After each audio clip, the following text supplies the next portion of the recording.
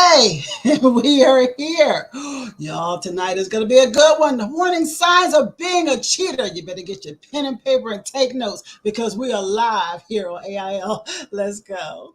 I'm a filmmaker. I've worked in film, video, and television for over 30 years. I took a little break, but now I'm back.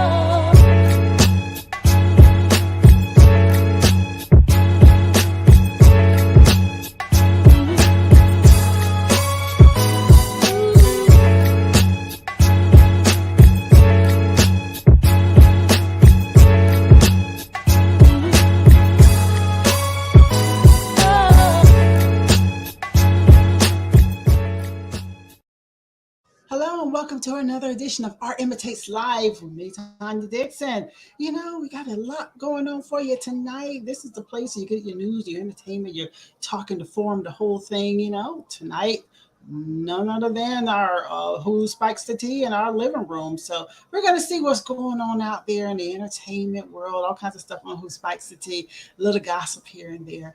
And then also on the living room, in the living room, that is, we're going to be talking about the cheater. Now I'm in ATL. Some of y'all know I've talked about it from time to time, what goes on out there and in my city. So let's talk about y'all cities and, you know, what's going on with the cheaters. And there are some warning signs. And so we're going to kind of get into all of that and people can talk about their own experiences. I know I've had mine. Mm-hmm. So you know how we do. Let's hear a word from the sponsor. I'll be back to bring the team in and we'll get it all started right after this. Art Imitates Live with Tanya Dixon is being sponsored by Tandiland Global, bringing your multimedia dreams to life.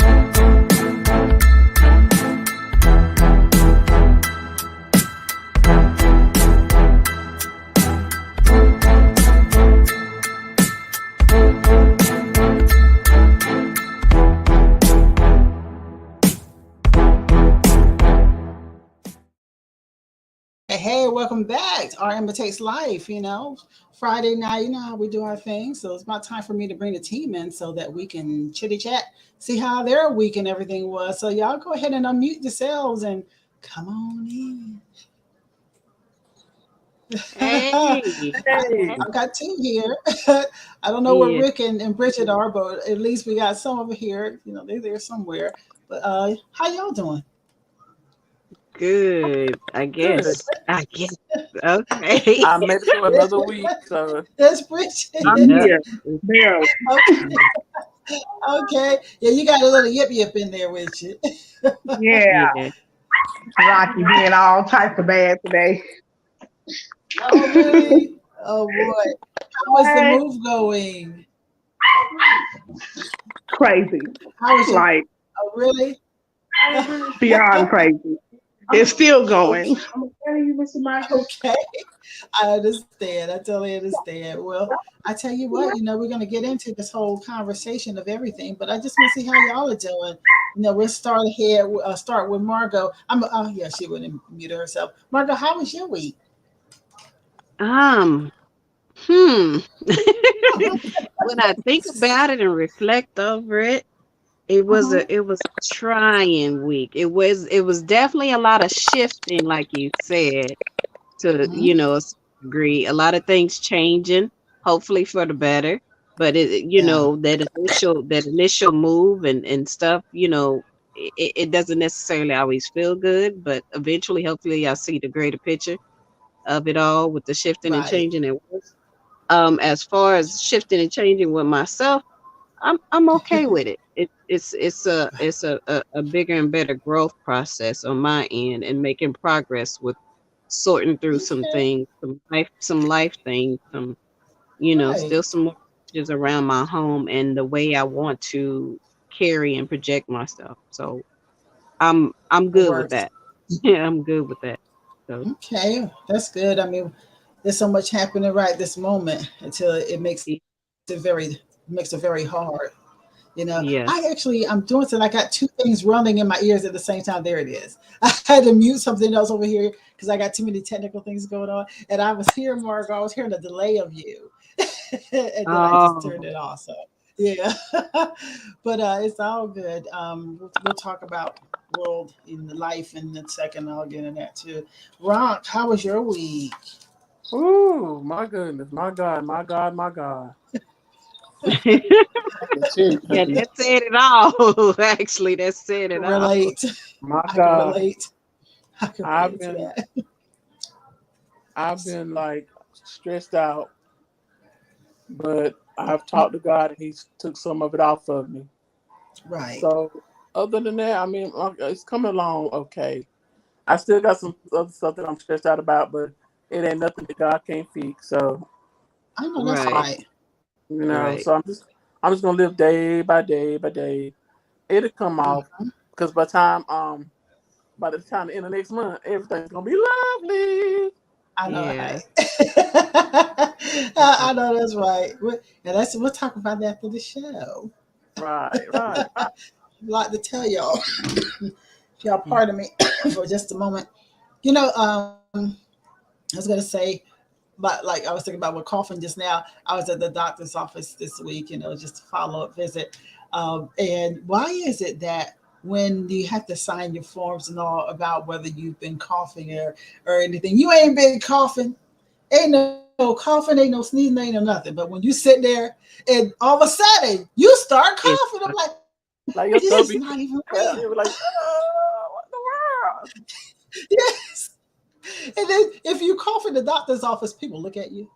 I mean, you're in the Mm. doctor's office, but they still look at you because they're wondering, is she sick? It can't be So no worse. It she got can't be no that. worse.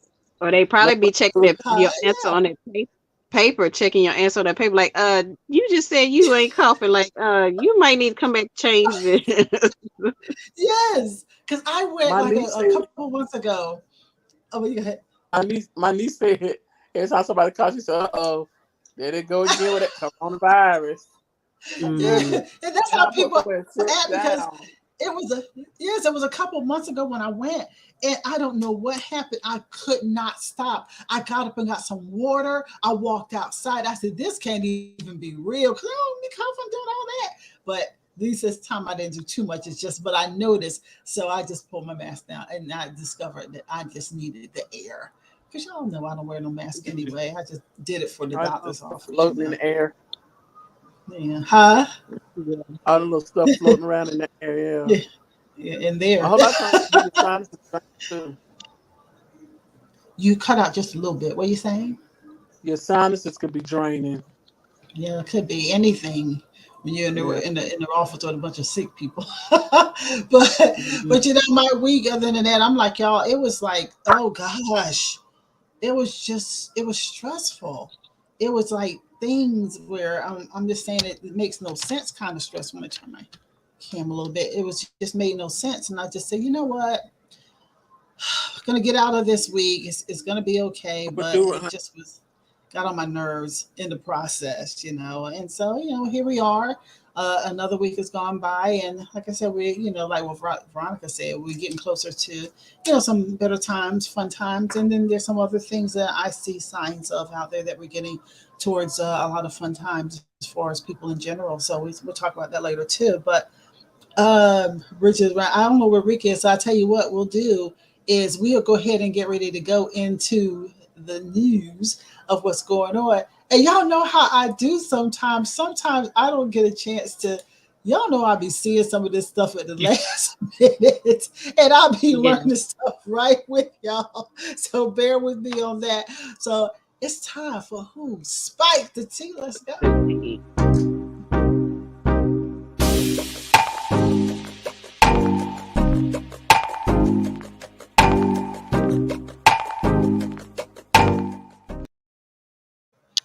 Maybe somewhere in time we're gonna have that other opening done. But for now, doing these little short ditties.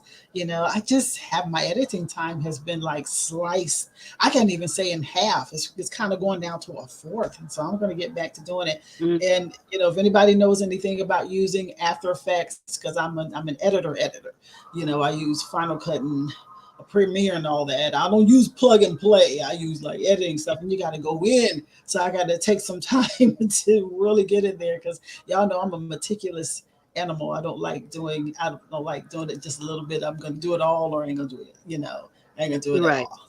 Right. So, all right, let's get into some of these stories this week. I saw this one. I just kick it off with this. Anybody watch The Housewives of the Potomac? Anybody watch Potomac? Mm-mm. Oh, so if y'all don't watch Potomac, then I'm just going to tell the story to everybody. It's just real quickly here. I'm not going to really get into it.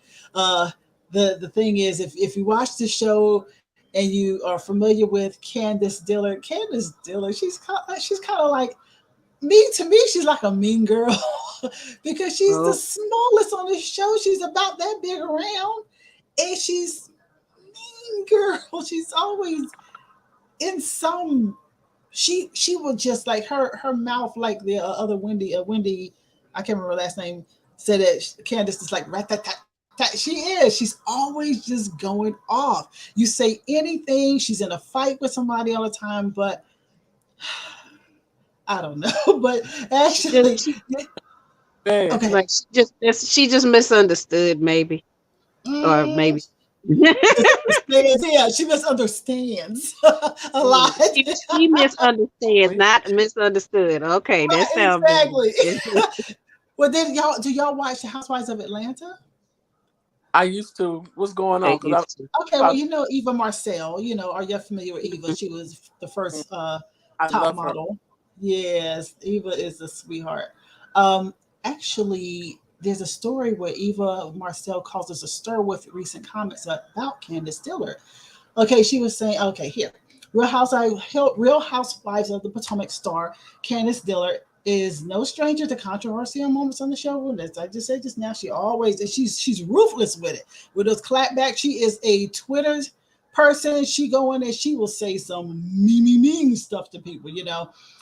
Some people have called her out for some of the things she said, and she thinks it's a double standard. I don't know where she lives, what world she lives in sometimes, because she always has a way of kind of playing herself as a victim. I don't get any of that, not at all.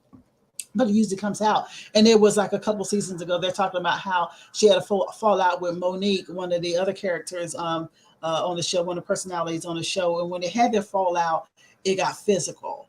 And it was a situation where they were at a winery, and they had been beefing for weeks, but it was like a little back and forth. And there was a situation where Monique felt something hit her. Somebody hit her or grazed her or something like that. And she thinks it was Candace. And so she reached and she got a handful of Candace, and it took everybody to pull her off that girl. Then she was going all around the place. She was going to take Candace ass. And I can't lie to you. I was sitting there, I was entertained, because it was about time. She told her in the previous season, she said, Candace, I will drag you, pregnant at all, because Monique was pregnant. She told her, she warned her. She said, I will drag you, pregnant at all. And turns out that she had to drag her the following season. Wow. Eva always said she will beat your ass. Oh yeah, Eva ain't gonna play. Eva don't play. No, she don't play. No, she said yeah, so there was one way or the other she will get you. Right. You can run, but you can't hide, because she's gonna get you. Well, they're going to all this whole thing about some people are suspecting that Candace has been fired for a lot of stuff that she does, and she says she is starting to think that most of the criticism of her is rooted in colorism, and she's going through all of that. But Anyway, Candace became a hot topic on social media recently at the Bravo blind item had some Real Housewives of Potomac fans believing that she won't be up in the upcoming season. So the RHOA alum, Eva Marcel's comments about her, just caused some more discussion of things. Eva, they go into this whole thing about Eva. I don't want to go too far into her history. If you watched her with the whole housewife thing, Eva went through a lot of problems with Nene and Portia and all kinds of stuff like that. So they were talking about her experiences and all on the show. Candace was discussed when Eva was the Ricky Smiley morning show. And the recent blind item about the East Coast housewife being pushed off her show because too many viewers have labeled her as problematic was the topic at hand while she was on the Ricky Smiley morning show. This is Eva, that is. And as this is urbanbellmag.com, they recently had reported that some Real Housewives of Potomac fans suspected the blind item was referring to Candace. So to no surprise, Miss Rat-a-tat-tat herself began trending on Twitter, So she addressed the report on Instagram and Twitter and everything. And so she was saying, while she didn't flat out deny that she's been fired, her response was to her loyal fans thinking that she has been fired and not leaving the show anytime soon. So I guess the whole thing, Eva then he was talking about, wait a minute, let me get to Gary. Talking about Gary, okay. Gary with the T said that he doesn't want to watch Real Housewives of Potomac if Candace is no longer there. He says, I'm not going to watch the show no more if Candace is not on there. And that because if you put these girls on these shows to act out and honey to give some drama, then they gonna give you much drama, then you want to pull them off the show. And so he continued, now I didn't like the idea of Candace when Candace was on with Monique. They took Monique off because Monique tried to pop her because she was talking mess to her. Right. And Eva said, because she was messy, Gary, call a spade a spade. So Gary went on to say that being messy is what he figured everybody wanted. Yeah, but I thought they wanted mess. I thought y'all want the mess on the show. Eva responded, no, they want the truth.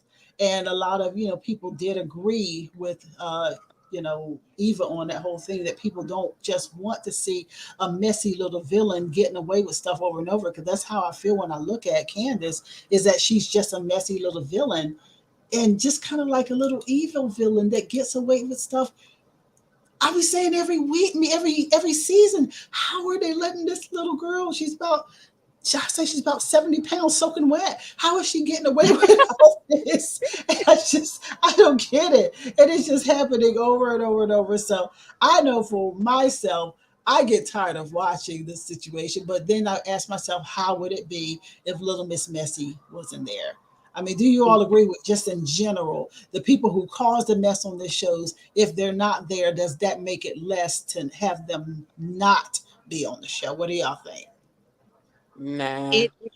It to a certain extent, I can see that it might make it just a little less interesting, because she kept the mess going, the excitement, the new, okay, what's the new spill, like how they used to do with the old soap operas when the big news is finna hit, then it go to commercial. It kept you wanting, like, okay, well then what happened, like like you want to come back and watch it, you got to come back on and watch it. So she probably kept those people that like that, or those people that are most into that, coming back to watch.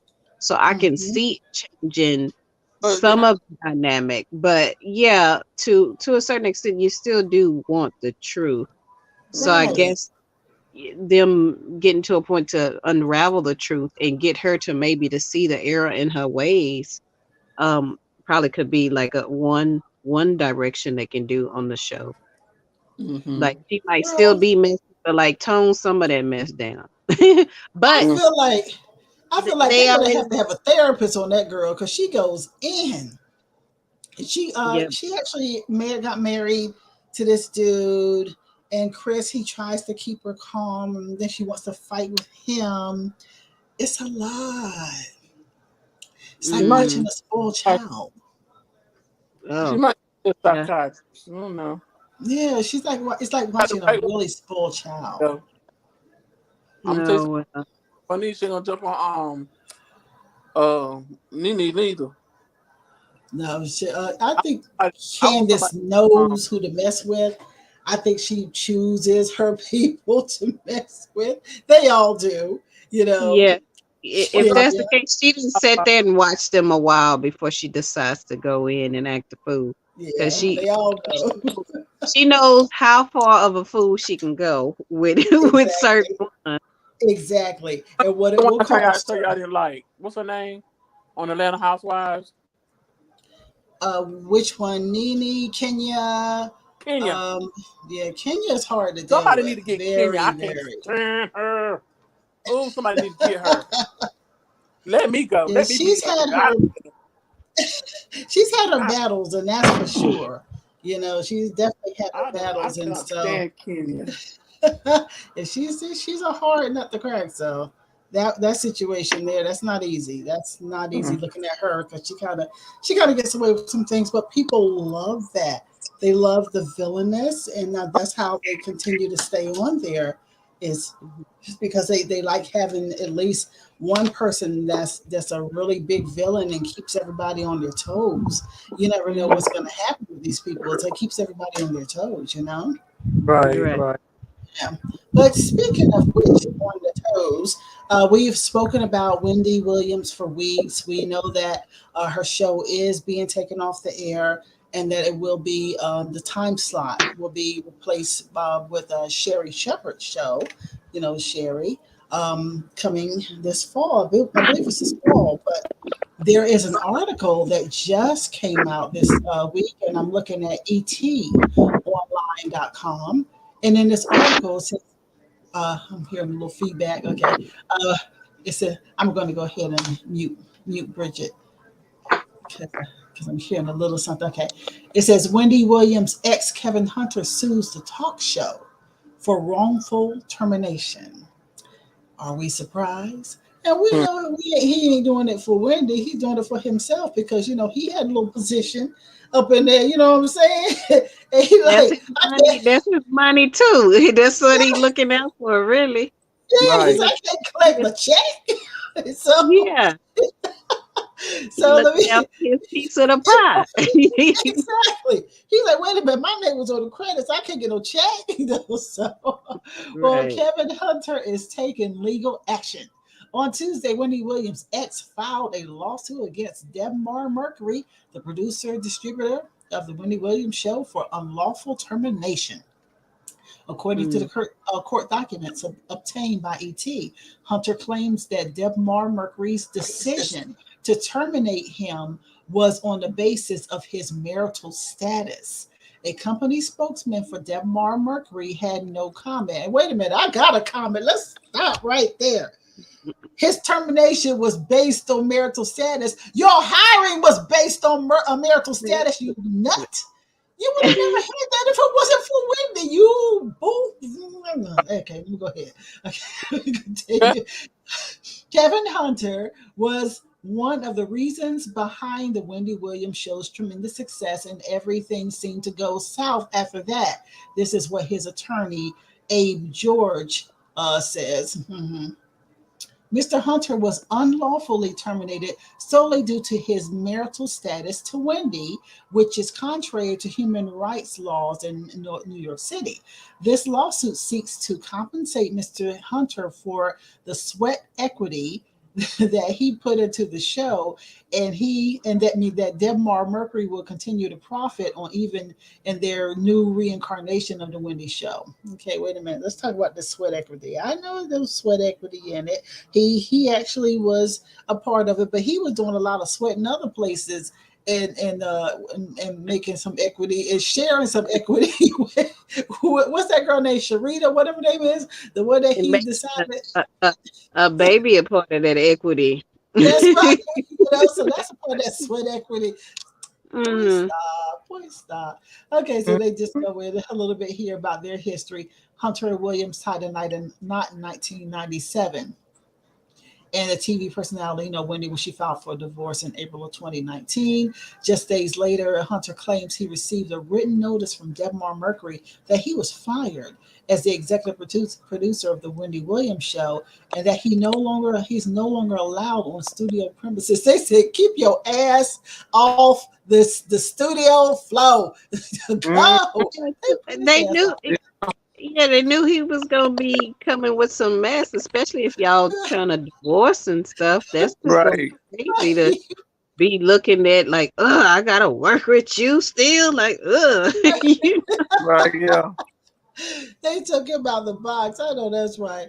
All right, so the termination message to plaintiff made no reference to any performance-related reason or decision related to plaintiff's employment as an executive producer. The termination of plaintiff was based strictly upon plaintiff's marital status and his impending divorce to the show's host, ignoring all of the contributions that plaintiff made to make the show a success. Man, get out of here. Hunter, who is demanding a jury trial, is seeking compensatory punitive damages and award of costs, interest, and attorney's fees, and more, amounting to no less than $7 million per the documents. Okay. Wow. You know what? I can read on more that madness. No. he right along the boats with Mary J. Blige's husband. To me, if he doing that, they might have probably best friends or something. I don't Money know. hungry, yeah. Yeah, that's way too much. I mean, even if they were to, in some sense, because I could kind of understand, but it's just like, that that relationship is ending and that creates a hostile environment and just don't bear merit. Your wife was Wendy Williams, so that's how you got on. Or were you working there? Were you doing this before she got there or before they opened up and gave her a show? I doubt it. I doubt it. No, he wasn't. So for you to say I was like a really good employee and I did what I was supposed to do and blah blah blah, but if your ex-wife and you, if your split isn't amicable and not, if it's complicated, you was gonna have to go. You was gonna have to go. That wouldn't go. They trying to keep the mess down and keep her from falling out on stage in front of everybody. I mean, they were, nobody knew. Yeah, they were trying to. She already breaking down, and now the show is no more. So they were trying to reduce some of that. So I can see he gonna try it because he's sneaky like that. That's what it sounds like. So he's gonna try it, but I definitely hope they don't be like.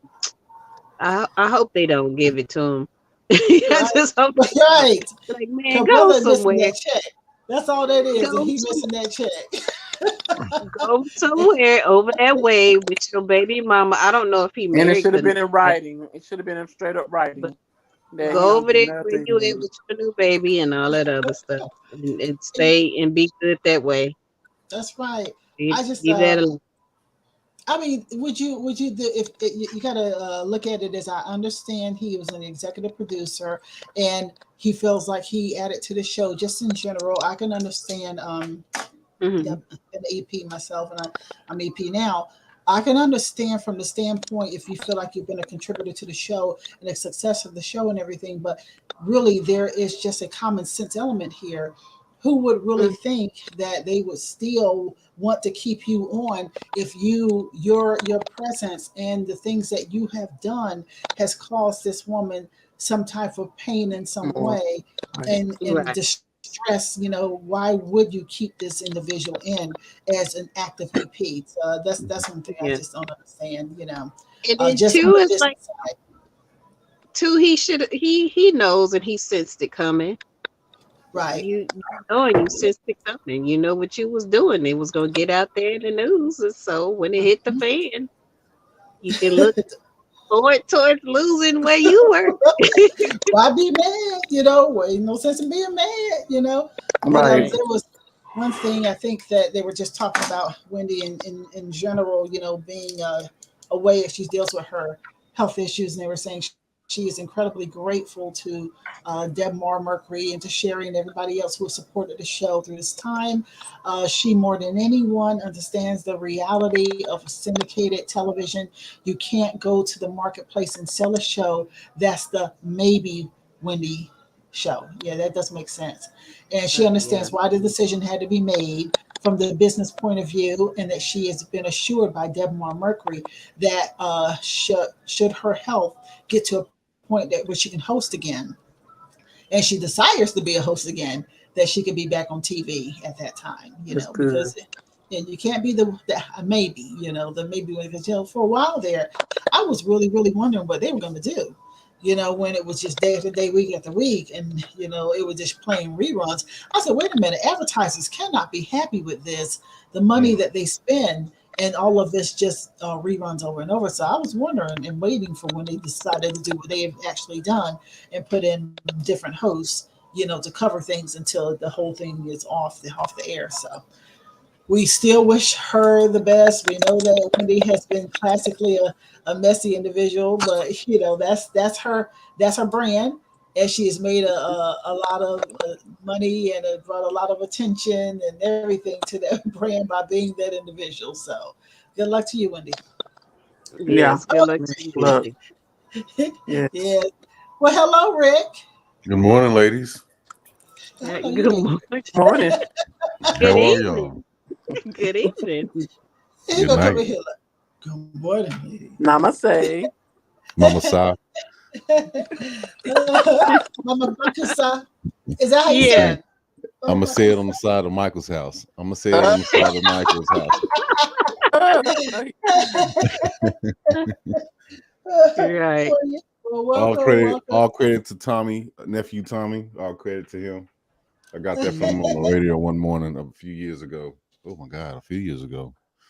A little bit longer than that, but anyway, yeah. Okay. Yeah, I'm here. Oh, good. Well, we got another. Last week when I talked about the whole thing about Priyanka Chopra, when Rosie O'Donnell had thought that she was Deepak Chopra's daughter, and I heard another outlet talking about it too. I think it was on Wendy show or somewhere they were talking about it, and they would say how Priyanka was mad and everything. And I said, some people did see it as, kind of crazy, controversial. Well, we got another kind of sort of story like that. Aisha Tyler responds to a tabloid erroneously identifying her as Sasha Obama in a photo with Beyonce and Jay-Z. Are you kidding me? Are you kidding me? They run out of creativity. The age gap is huge. What is they talking about? Right. Something. Jimmy has asked, is Wendy still on drugs? Well, I can't say, I don't want to put it in writing, but allegedly Tasha K said that she was back in rehab, and so that's all I can say. But Tasha K, her name one more time. I know, so I don't know. That's all I can say, and I have to give the reference that it came from Tasha. I heard it on her show, so big up to Tasha. Okay, complex.com is this article is with Aisha Tyler. She said, it says, regardless of what one publication mistakenly reported, Aisha Tyler is not the daughter of Barack and Michelle Obama. The comedian, actress, and former host of The Talk hit Twitter over the weekend after the Daily Mail mistook her for one of the Obama's 20-year-old daughter, Sasha, in a photo caption. The pictures were taken at Mother Wolf in Los Angeles, where Tyler was spotted greeting Jay-Z and Beyonce as she walked by their table. And the caption said she was just 7 years old when she and her sister Malia became the first daughters. Oh God. Then they had that with the picture. Come on. And Wow. fast forward You know to something to her work with. 30s and 40s, like that fast. Like really? Like really? Like, Can you I give mean, us ain't no something? way. Give Right. us something to Ain't work no with. way. Mm. I mean, whoever made that statement and took that picture or whatever, they need to, like, look, we need to bring you back in the classroom. You need to, your right. photography, you need to rethink all that. Look at her and look at her. Like, how Right. did we put Like, them two come together? on. Like, How you gonna be bald Dog. one moment and fool us with a but wig the next? That just ain't right in life. You just but Yes. she could ain't, look just at it. She could look trying to at it as fool a somebody. compliment that she's viewed as a 20-something-year-old. So Uh-huh. Aisha Tyler could view it that way, which is good. It's always good. But it's like, Yeah, come well, on, yeah, y'all. Blame me. I'll tell you. But you know what? I'm sidetracked with another thing as I looked over here and I'm looking at this picture of Beyonce and I'm saying that ain't Beyonce. I want to see What? this. I want to see this. You know what? I need to share it over to this other computer because so that y'all can see it. That ain't no Beyonce. Wait a Let me minute, see. let's see. Everybody wants to say that they look like It's her Beyonce. doppelganger. Y'all It's her forgetting? doppelganger. It's Her got to be her doppelganger. doppelganger because that I is gotta see this. Margo Beyonce. Go to Aisha. I'm gonna tell her. I'm gonna pull it up on Twitter, or I could just pull up the article and just show it to There's a y'all lot of females because out here with cataract. Trying to get cataract is from cataract and COVID. We got come on.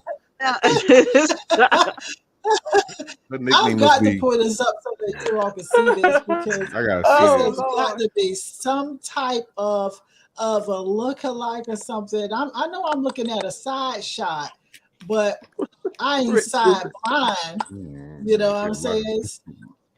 So let me pull it up here. I'm pulling it up right now. Right, I ain't this kind of blind. This is supposed to be Beyonce. It's Hold not a up. side shot. She Hold probably took a up. lot of side shots. Now you got broken body. Stop it. Just stop it. Okay. Foolproof. Right. People got hold of some guns. You You shut can't Yeah. up. see.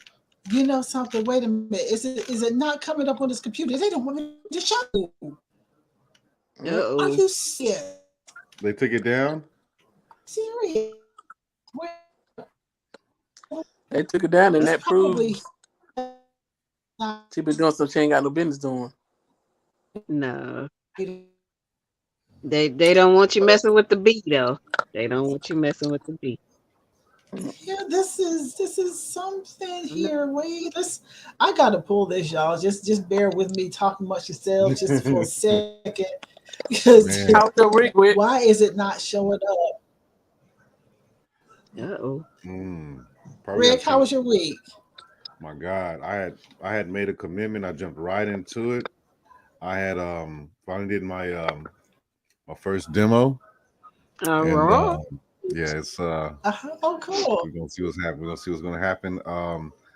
So that's going on, and my behind decided to do a full shift tomorrow, 8 to 5. I forgot about the consequences because today is my Wow. Thursday. Yeah, today is my Thursday. So it's gonna get very real, very interesting in the Oh, next so you couple got one hours. more day. Yeah, Mhm. man. And Okay, then you back got at one it more again on day. Monday. It's all good. At least I have them. Oh, Yeah, it's real well, I good. Oh, tell you I what. Let gotta me go do. ahead and share this real quick because I can do this real quickly. I found it, and so now I'm going to share screen. And I mean, y'all know where I'm going when I say it's not her. Y'all know where I'm Oh going. yeah, we Y'all know know what Yeah. she's what I'm trying to teach. saying what I'm talking about. So hold on, let's get my Chrome tab. It should be and whoever's doing that typing again on us, like you know how they do with us from time to time. It's all Mm-hmm. good. You're not stopping this hustle. You ain't gonna knock this hustle. Now don't look at her. She don't look like Beyonce. You see, it look like two different people. The front shot and the back shot. You see what I'm saying? Um, I It like two different could. people. The front shot and the back shot. I can't see it good. Hold on. Can you blow it up a bit? Now, if I blow it up, it goes too big. Let's see Okay. if it goes real big for y'all. it just don't look like it. You look like you got That's two not different her. people Because there. one picture There's she's two smiling Johns. and the other she's not. Yeah. So who is that first one, the front one? Is that somebody different? The one in the I don't background know is what we Beyonce. looking The at. one in the foreground, That's got to be somebody else. yeah, it's like if you looked at them real quick, it's like I could see it, Uh but huh. other than that, no. She's trying to Maybe say, somebody trying to Well, you know recreate what? something, like a You know what? recreate a She quick pose. decided to bring her lookalike to dinner. She oh, decided to eat dinner with her lookalike, her Right, doppelganger. She brought her right. doppelganger to dinner. hold on. That's what it is. That's what it is. She brought Wow. her That ain't doppelganger to that, that dinner. ain't that ain't you, boo. That ain't you. Look, that ain't Her name must be her nickname must be Delusionisha. Rick, shut up. It must be. It must be. It must be. Delusionisha. Hey, Uh, Delusionisha. Girl, you pretend to be Beyonce today. You pretend to be Beyonce today. Okay. But y'all, I got another story for y'all. And you know what? You're gonna Trying be to able to say relate to this story All in right. a few minutes. This story it's gonna be all of our story. Anyway, you know what I'm saying anyway. Playboy model says that she was kicked out of an Airbnb apartment for being too pretty. What? So, Been to yes, what? pretty. What? Yes. That don't She even make said no that. sense. Yep, this is on travelnoir.com. She she says, okay, here's the article. There have been some memorable Airbnb stories out there, but a guest being kicked out on the grounds of being too attractive may be in the league by itself. Susie Cortez, a Playboy model, says she was kicked out of an apartment she booked through Airbnb because the owner envied her beauty. Cortez intended to visit the family in Sao Paulo. Sao Paulo. I can't get that out Look, very well. I know that's right. Look, sometimes you gotta do Uh, what you gotta do. You gotta do what you gotta do to protect your ugly. you crazy. The world we You live in these crazy. days, You know what? You cancel Wait a culture minute. and you cancel beauty. Hey man, long live the ugly. I Long live the ugly. They got rights too. Hey, ugly lives matters too. Ugly lives but you know, matters too. I want y'all to look her up. Somebody look her up, and then we'll pull her picture up so everybody can see. Because we I can don't see know. if her name is Suzy Suzy Cortez. We'll see if we can find her. But they're saying that to talk about this is not the first time the Airbnb has been hit with accusations of prejudice, but they are often linked to race or nationality. And Stephen Grant, the founder of Noir B&B, was inspired to start his business after the police were called while he was staying at an Airbnb in Atlanta. What? Uh-oh. Okay. The Okay. property was apparently so nice that that day we better find Noir B&B. Okay. The Right. property was apparently so nice that the neighbors couldn't fathom why a black man and his friends would be there except to engage in something criminal. Unfortunately, Black people are Man. often expected to justify their presence at any given space. We know this. Cortez Mm. experience didn't have a racial component, but she was just deeply troubled nonetheless. She said, "This is the biggest prejudice and nightmare I've ever lived." Um, this is what she said to Jam Press. "I'm extremely embarrassed and psychologically shaken. A trip to see my parents turn into a horror movie." Hmm. And she was renting the apartment at the end of January and staying there for 48 hours. And she said that her belongings were thrown out by the owner.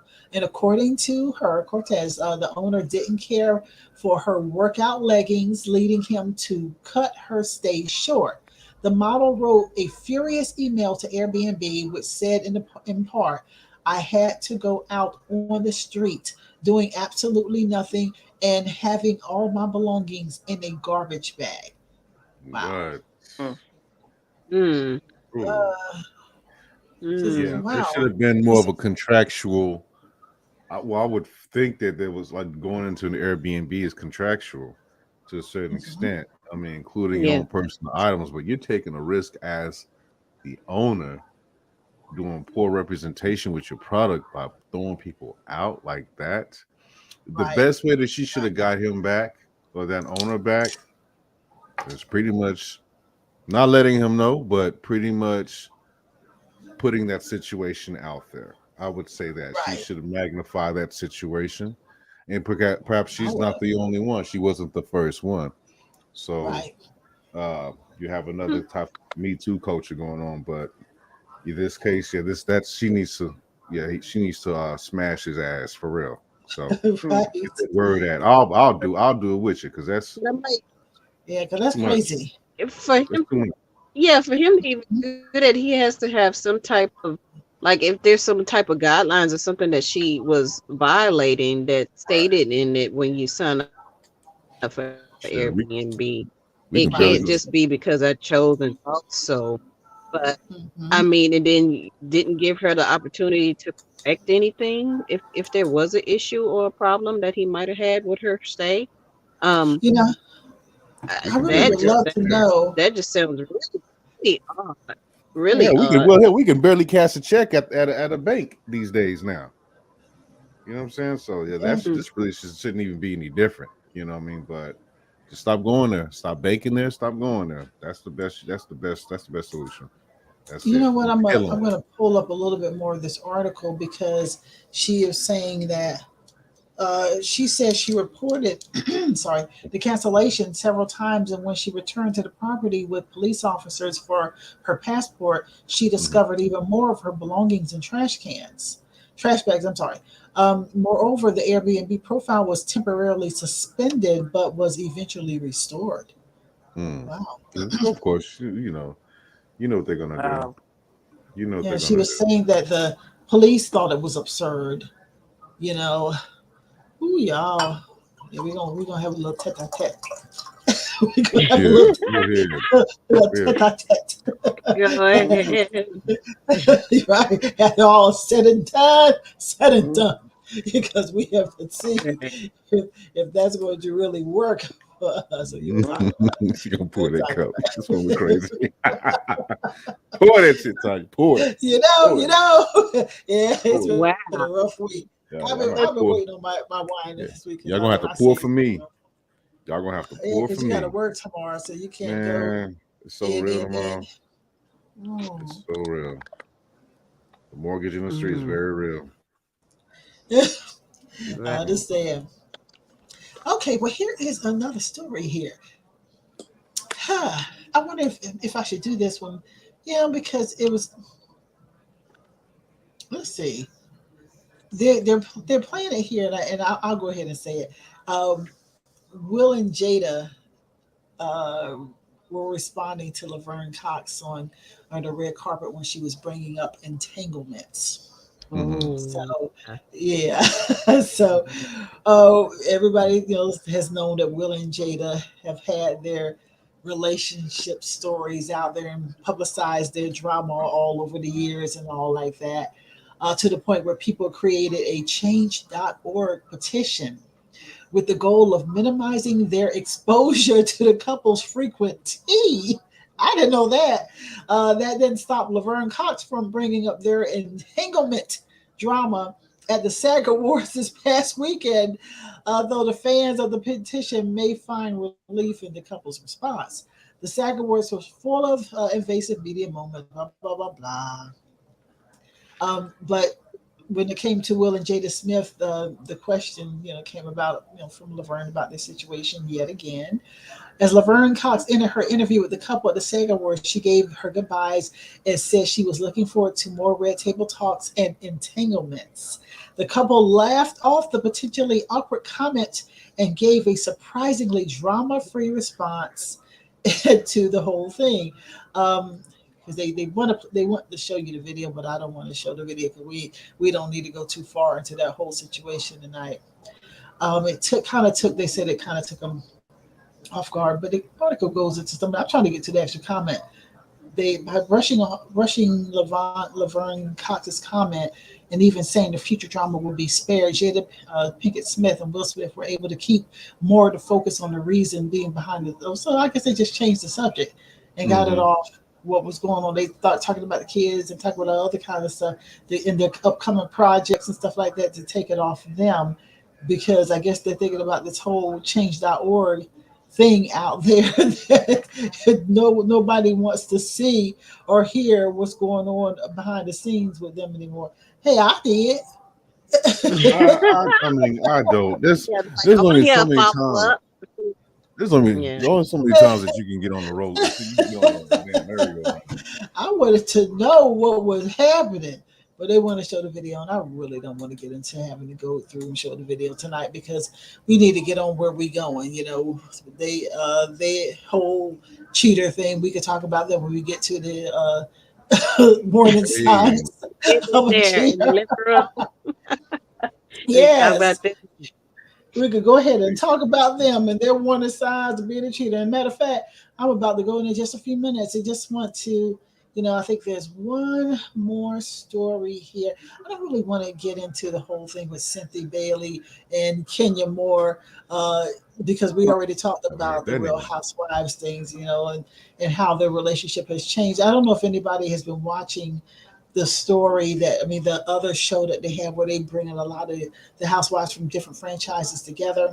What is the name of it again? The Ultimate Girls Trip.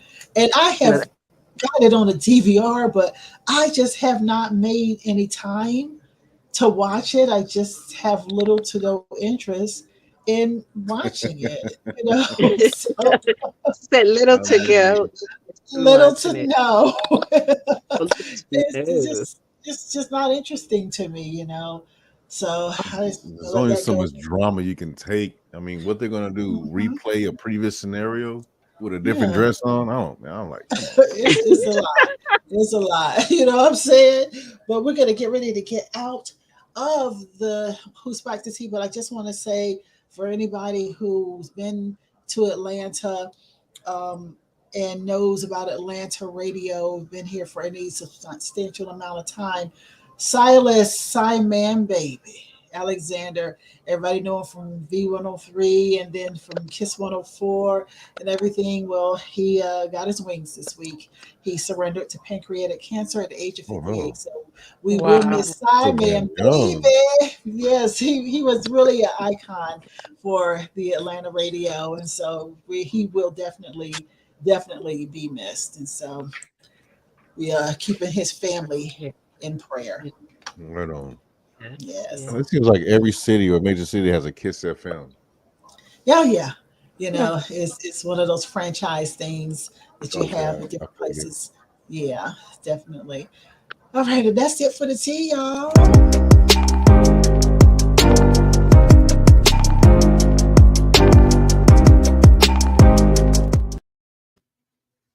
Well, you know what? Are y'all ready? Are you absolutely ready to go into the living room? You ready for the living room? Are you sure, Rick? Take these shoes off. Yeah, bring it on. He said, take the shoes off. Okay, you get plenty of time. Let me roll it open and here we go.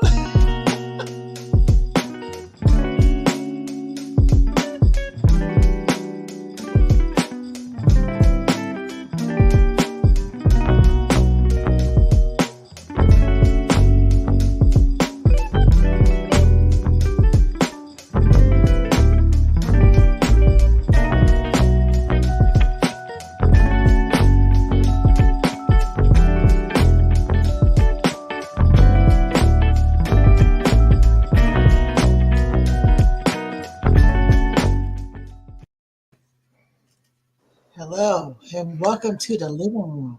Tonight's is the warning signs of a cheater. And I can say that this story came about as I was having a discussion this week with Veronica about, some friends of mine that we've watched them change their whole demeanor.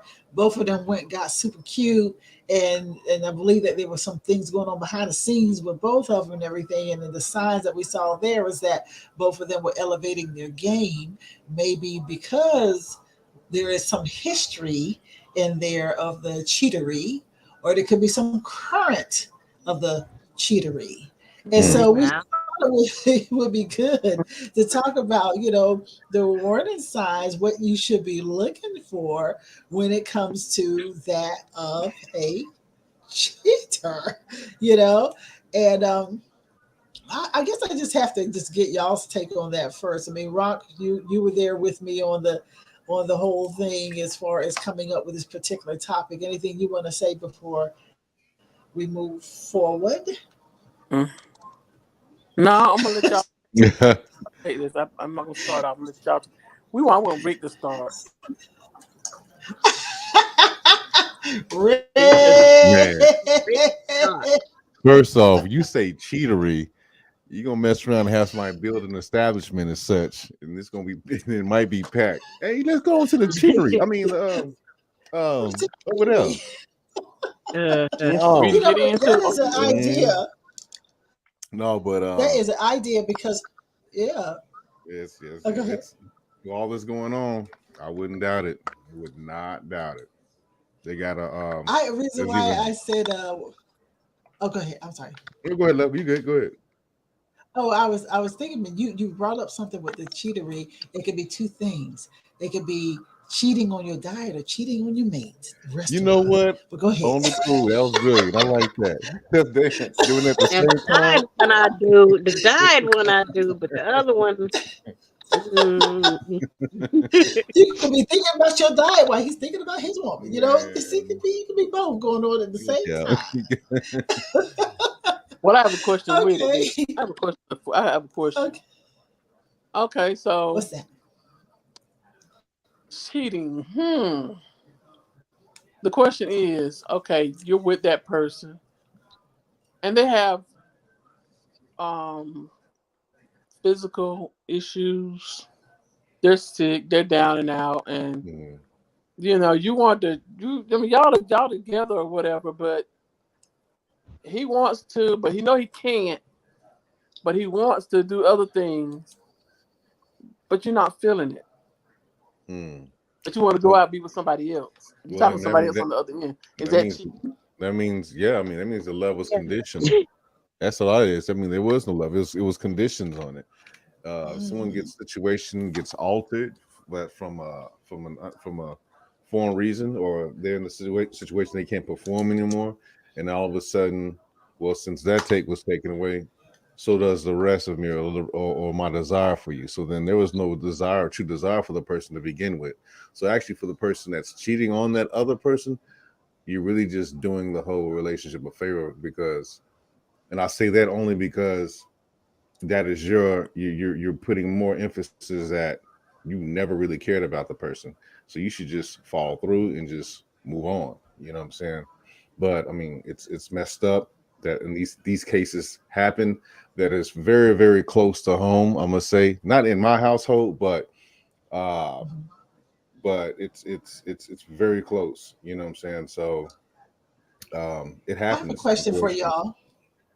Let's take it back from the beginning a little bit, because I wanted to take a time to pull up a couple articles that I'm going to reference along the way here. Okay, when I look at the whole thing with the cheater situation and the warning signs, the reason why I want to go through this, we have all been through this in some form or fashion. We're with someone, we're comfortable with that someone, we see little things, and we're not exactly sure what we're looking at. We stay in it, and then all of a sudden one day our heart just drops right out of our chest because we find out that this person has done X, thing. So that's where it comes from tonight for me. It's like you see little things, like we're looking over at somebody else's relationship. You can kind of tell there's something going on, with that. But and people ignore it even when it comes to their own table, and they're like they don't see it, and end up being devastated later on. So that's what the importance is of even looking at this tonight and just kind of talking about the signs. And then I know Rick got some stories. I know we all got some stories. Right? Rick got some stories. Rick got some stories. I ain't got a lot. Said I just 3 times. witnessed a lot of stories. I tell you that. Oh, I witnessed a lot. Yeah, I'm just saying. Being a man on the I panel even tonight. conducted myself. I mean, Uh-huh. you're the man on the panel tonight, so you have to hang in there. But we had a conversation tonight, Rick, and you were talking about how women are bigger cheaters, and I do believe women are big cheaters. But when women, we are more crafty. Some people call it sneaky. We're more crafty with how we handle things. And it may not be deemed by us as cheating. We may just be weighing the odds or stuff. And a lot of odds and evens.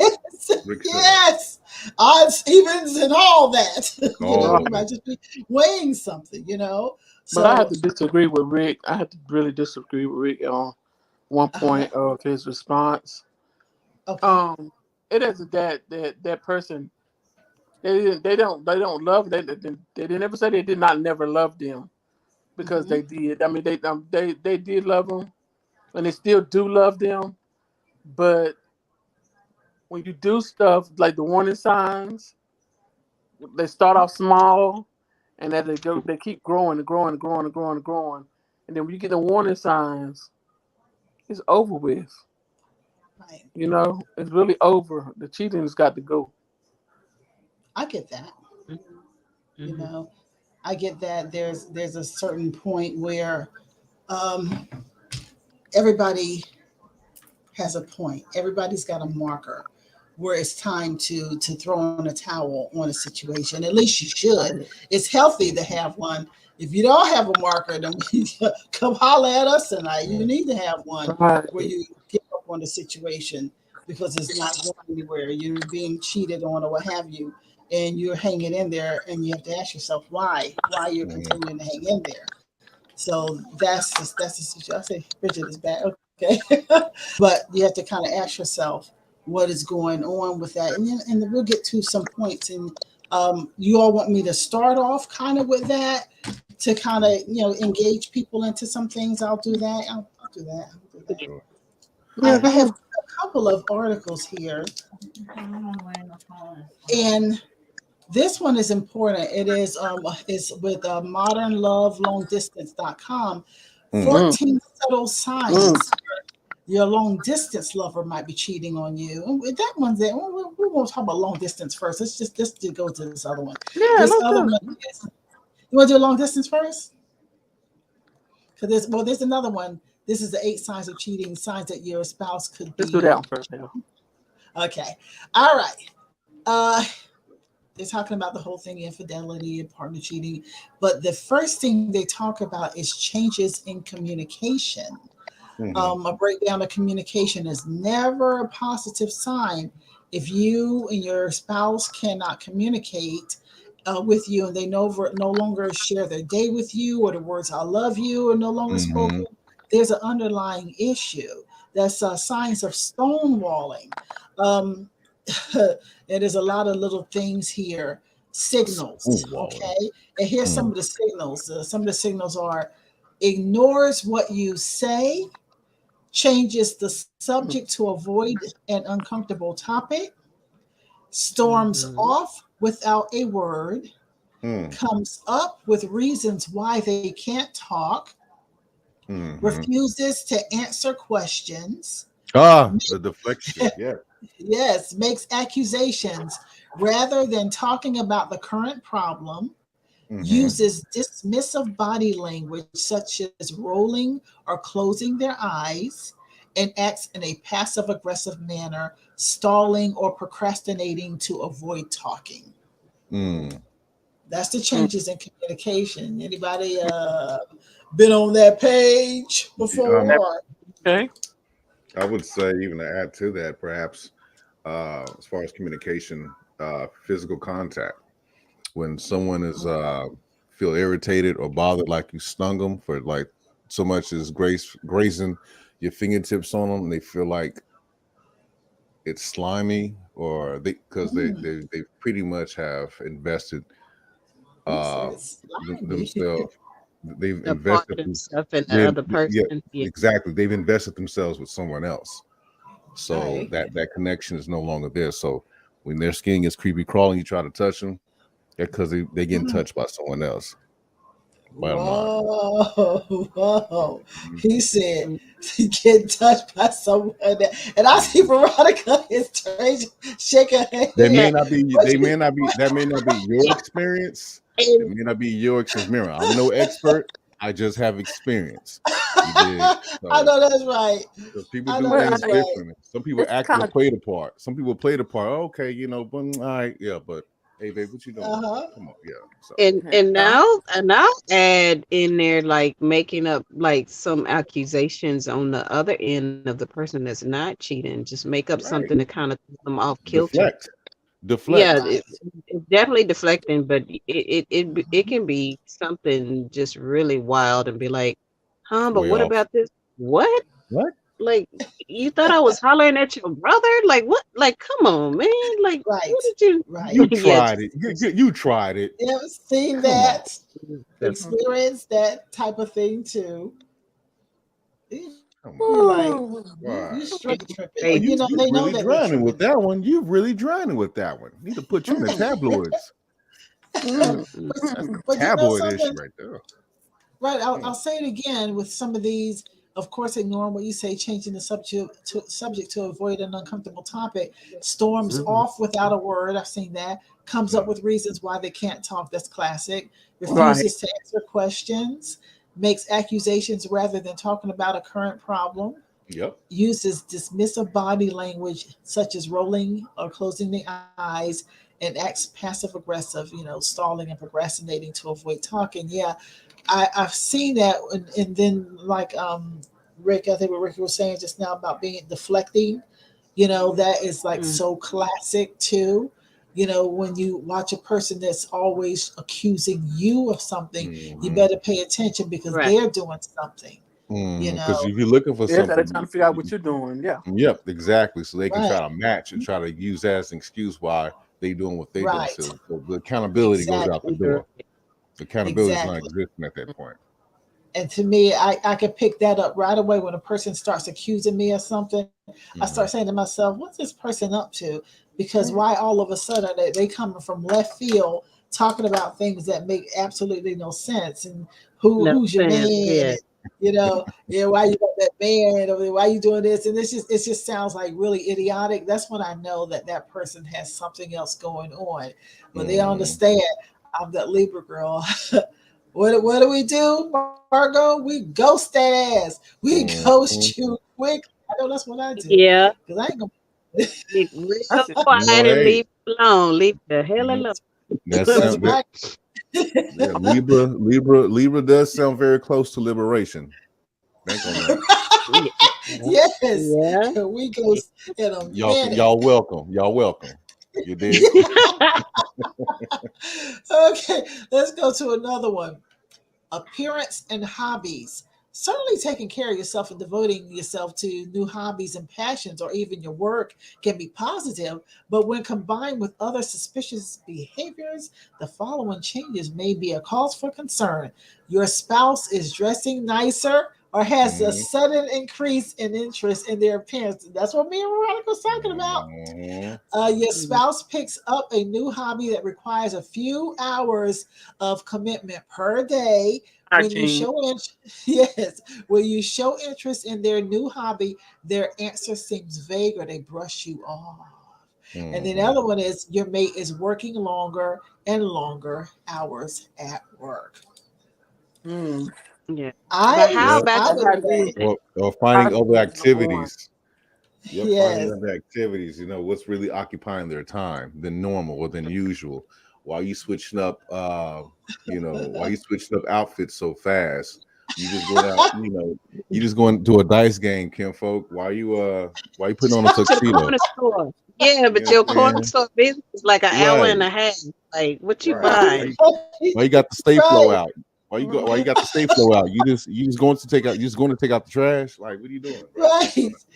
Yeah, why you sit out the room? Why you ain't up under me? I mean, normally you'd be up under me, but you're in the other room pretending to be playing a game on your phone when I know you in there texting. So what and why I got one? And why are you? Where did this new lingerie come in?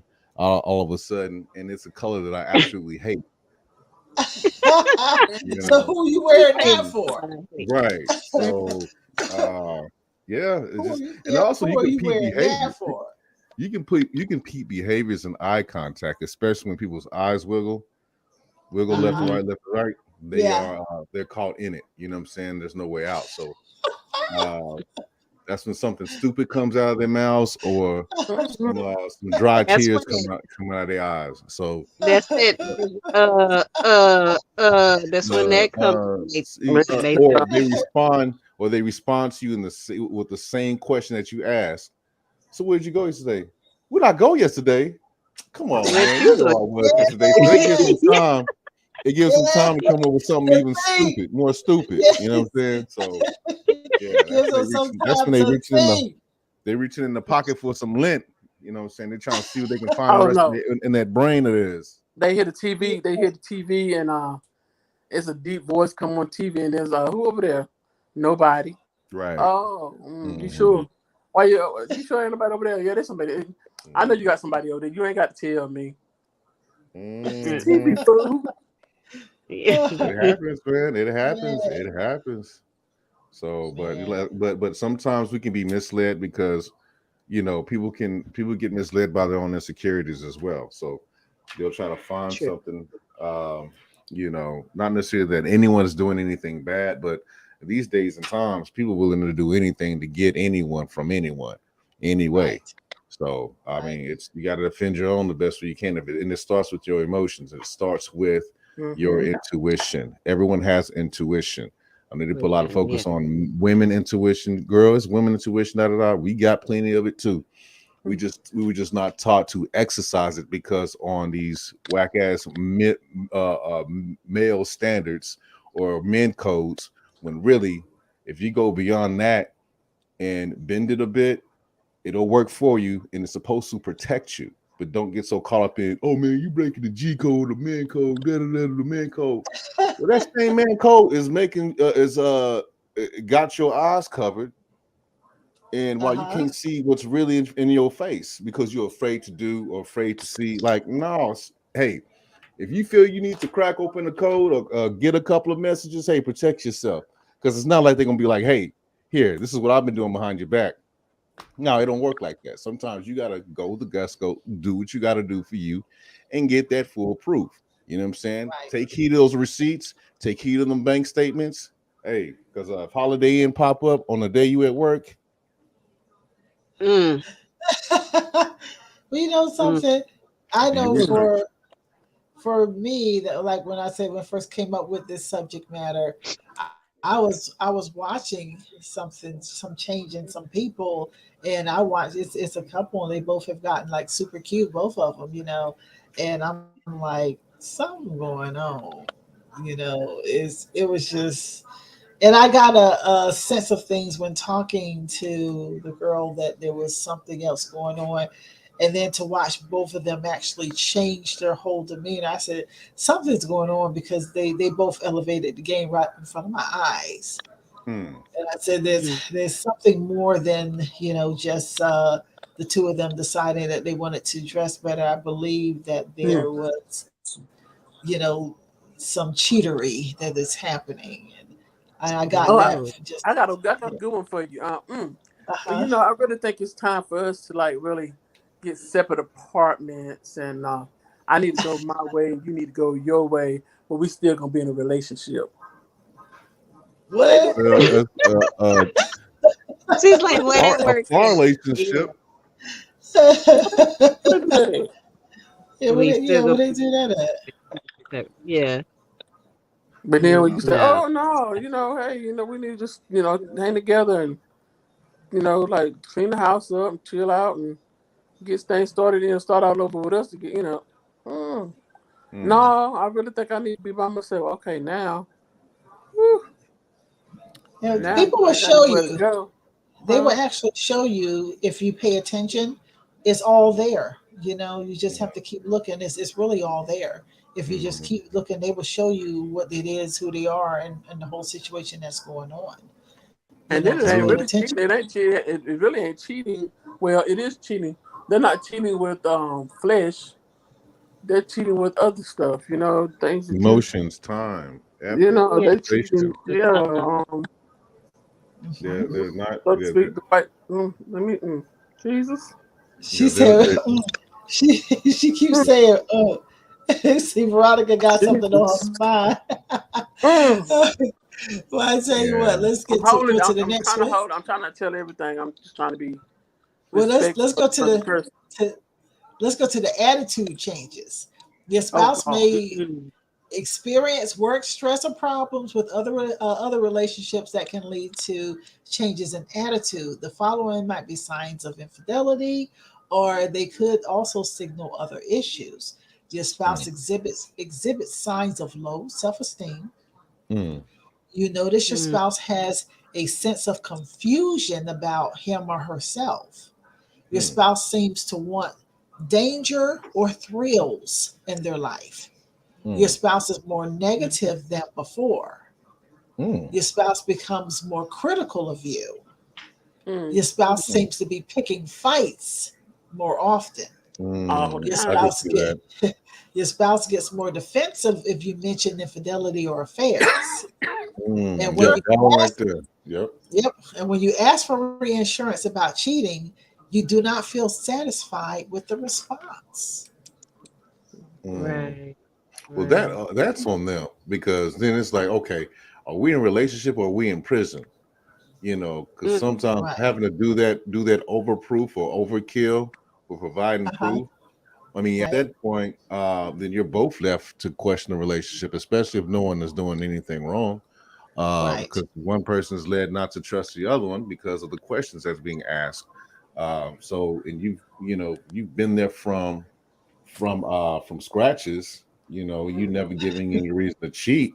So Right. why is it coming out of the blue? So that's left up to the opposition to question the other person. Now it's like, well, damn. Now we're playing accusation tennis.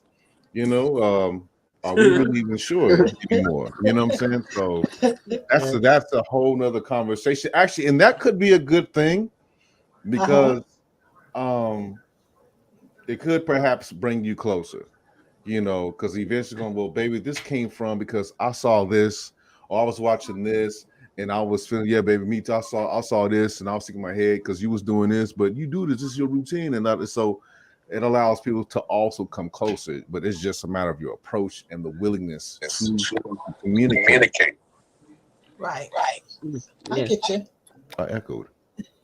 Okay. Yeah. Anyway, but And yeah. I'm Go I'm ahead. That's my noticing I'm having technical issues. I know it's my phone. Am I going out any on the computer? no. Nope. Okay. Sounds all right to me. Okay, because I just noticed my phone is doing some stuff. And I'm like, okay, maybe it's the night for my phone to do it, but my computer is okay. That's crazy, you know. Mm. So, all right. Well, you know what? Here's another one. All Let's right, do the next one. Connie, Yeah.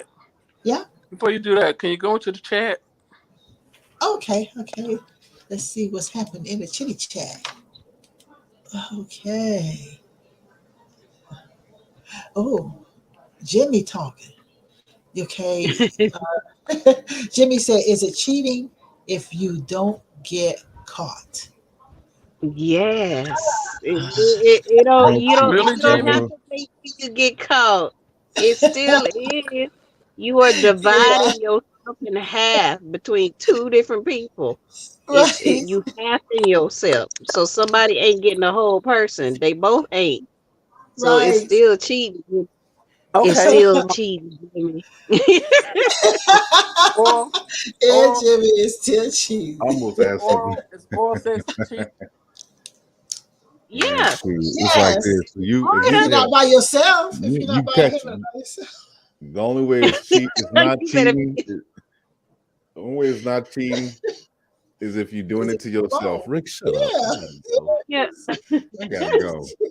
I gotta Yes. go. That's the You only way witness, it's not cheating. even you, your own witness. So, I mean, it is what it is. So,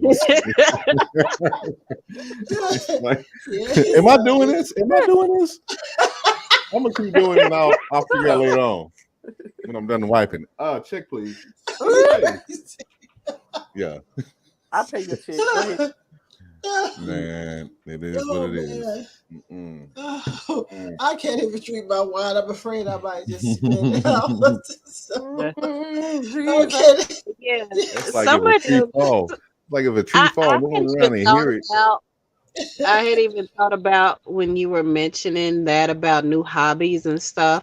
Like, too, if that person's spouse or girlfriend or boyfriend, whoever the other half of them that they are with, if they decide to try to ask, well, hey, I see and notice that you've been interested in this, let me be a part of it, or let me see what is it about that you like? Can I immerse myself in it with you? And if they're hesitant to even do that, then you know something's up. It ain't that hobby that you think that it is. It's that hobby that you don't know about. I'm going to be the first person to talk about the personal experience because because everybody else has been kind of shy about it. And get this. Well, hold up. Yeah, go ahead. Had to do the selfie first. Had to do the selfie first. Okay. I remember this is years ago. This is when I lived in Austin, and I had this boyfriend who really a lot of the stuff that was said, he did. It was not being supportive of the things that I've done. I think I've told this before. Had I followed him, I would have never been in print and the radio and the television and on and on and on. Video film. I would have never done any of that had I followed him and not done the business like you like. But he would just suddenly start accusing me of things. And I was like, why is he suddenly accusing me? And he would suddenly be angry about things that I've done. I'm like, why is that? And then I realized he came to the radio station one night, and he allegedly was just there to just drop me off, and then he's going to come back for me. And this cat came back for me, and I looked at his face, and he had lipstick on his lips. And I said, I took a tissue and I pushed it against his face so he could see the lipstick on it. And he said, it's yours. And I said, that is not my color. And we did mine. And I showed that. I said, it's not my color. I caught him red-handed. First of all, that he had gone off to see this girl and then came back there and had the lipstick right on the lips. And he kissed her where it wasn't all over. It was just right in the middle, which caught my attention right away. And then I started answering the questions as to why he was questioning me all the time, why he was accusing me of everything, because he was the one that was doing everything. Yeah. Mm-hmm. So I learned from that. I learned that there are signs, and I was kind of maybe ignoring the signs, being too confident in that relationship. This is definitely, well, this is pre-ATL. This is pre-ATL. I'm sorry. Because since I've been here, there's like a bat signal that goes up in the air here. Yeah. Bitches on your man. Bitches on your man. I mean, it's like, I'm telling you, you better get in the car, you better roll it, and he better be there when I get it. It's different. Shoot. But yeah, that is so funny though, in a sense that you caught it so clearly and so quickly like that. On top of, it's so easy to misplace that that guilt or that issue with somebody else, to start bringing up a reason to have an argument, to make it easy for yourself to believe it's okay to leave and go out and do what you're doing. Right. So I didn't understand why. Let me give myself an excuse so I don't feel so bad. Yeah. As a matter of fact, if I really think about it, even not staying at the station to support me, I'm doing a night shift, and you could have stayed there. You go off and do what you got to do and then come back, but you used your disappointment with me to leave me to go and do what you wanted to do. But he just got caught because he didn't get rid of the evidence, which was right on his lips. Sometimes you gotta lean a little closer and smell the evidence. Rick, shut up. Oh, we can do that. Who that said? Wait a minute. I don't wear that. I don't wear that. Yeah, I mean, because it ain't. Because pH levels don't have perfume or cologne. You dig? So And like who fried fish today? That's not your soap And fragrance. yes. yeah, I ain't been to no her fish nickname market might be today. Star. Her nickname might be Star Kissed Mm, or He said Salmonisha. yeah, tuna. So Salmonisha. I Oh mean, goodness. it's there. It is there, and I've seen the Yeah. signs. And that's one incident. I mean, there's others. I'm going to bring up more because y'all are being shy about Really? things. I ain't being shy about Veronica's nothing. I'm calling out the evidence. I'll call it out. When the attraction is not there, I mean, when the attraction is not no longer there, right. you know what is it that I mean? So are you asking, is that cheating if the attraction is no longer there? Is that For what you, you're asking? for me per se, it's Uh-huh. not there for me anymore. I mean, Okay. we have conversation. He come here, or he, we have, he's here sometimes, but and then he wants to touch me or whatever. I'm not feeling it. I mean, I guess I don't know if it's the sickness, him being sick or Uh-huh. whatever, but it's not Uh-huh. that. It's not where I want to be. He's not who Right. I want to be with. Right. You I know. mean, Okay. when the Okay. desire runs out, I mean, yeah, people It's change. no it yeah. And People it's change. on certain things it's no use to continue it. You might as well go ahead And and then be it's like, like, I hate. we Then my heart gets into it, and then I don't want to break his heart because with his bad but heart what and with the things he's going through, I'm scared if anything happens, it's going to be my fault. no. Well, So should you be happy in the process? did you Yeah, put should him? you keep putting your heart out there to get stepped on? Right. Well, even Well, beyond that, well, let's start with that. Since you feel guilty about it potentially, let me ask you this, and I'm not being funny or being disrespectful in any kind of way. asked. Who was the reason, or how did he get in that? How did he get that heart condition? I can't talk about that part, but he You can put that in the private chat. Hmm. Because that's why I look at it. Because look at me, Rick. if Look I at me, have, Rick. Look at me. Just look at mm, me. mm, A well, the and that has nothing to do with you. You right. know, and It does. it's been doing that for. I mean, it's Is been going on for years and years and years without me knowing it. and And then when it got sick, eventually is going to catch up. You Yeah, it always cannot slide that under a rug and expect for it to not. Just like me, how I used to go hard on the liquor. Eventually, what did Ludacris say? All that smoking gonna catch up, and all that drinking gonna catch up. Eventually, one way or another, it's gonna put you in a position, and it's gonna affect those around you, and that's not fair. well, It's here, not fair that a decision was made, and now you got to pay for it because you want to live your life. Right there, that's a Veronica call on the cool, and whatever she chooses, you got my support. That's just straight up. So, because I have there is somebody else that like been there since the day that me and him met. Well, I actually met this other person way before I met him, and we got separated because of distance. We got separated because of distance. So therefore, I know he's probably with somebody while I'm not there where he at, and he knows I'm here with somebody. You know what I'm saying? But Hmm. it's like when all these problems started coming about, and I've had warning signs that people have been coming to me saying, "You girl, this is not for you anymore. This, and let that go." And well, it's not fair for anybody to tell anyone what's when it's time, because until you know for sure, or until you've learned enough, and until you decide to make the change, you are where you belong. It's never up for anyone to tell anyone when their time is up with anything. Only if they just not, some part of them is just not ready. Right. Otherwise, you're just abusing yourself. Exactly. And some people like abuse. Some people like pity and abuse. Abuse. It could be their own. It could be their own. You know what I'm saying? Some people enjoy that. Some people like to get cussed out. Some people like to get abused. Some people get off by abusing others.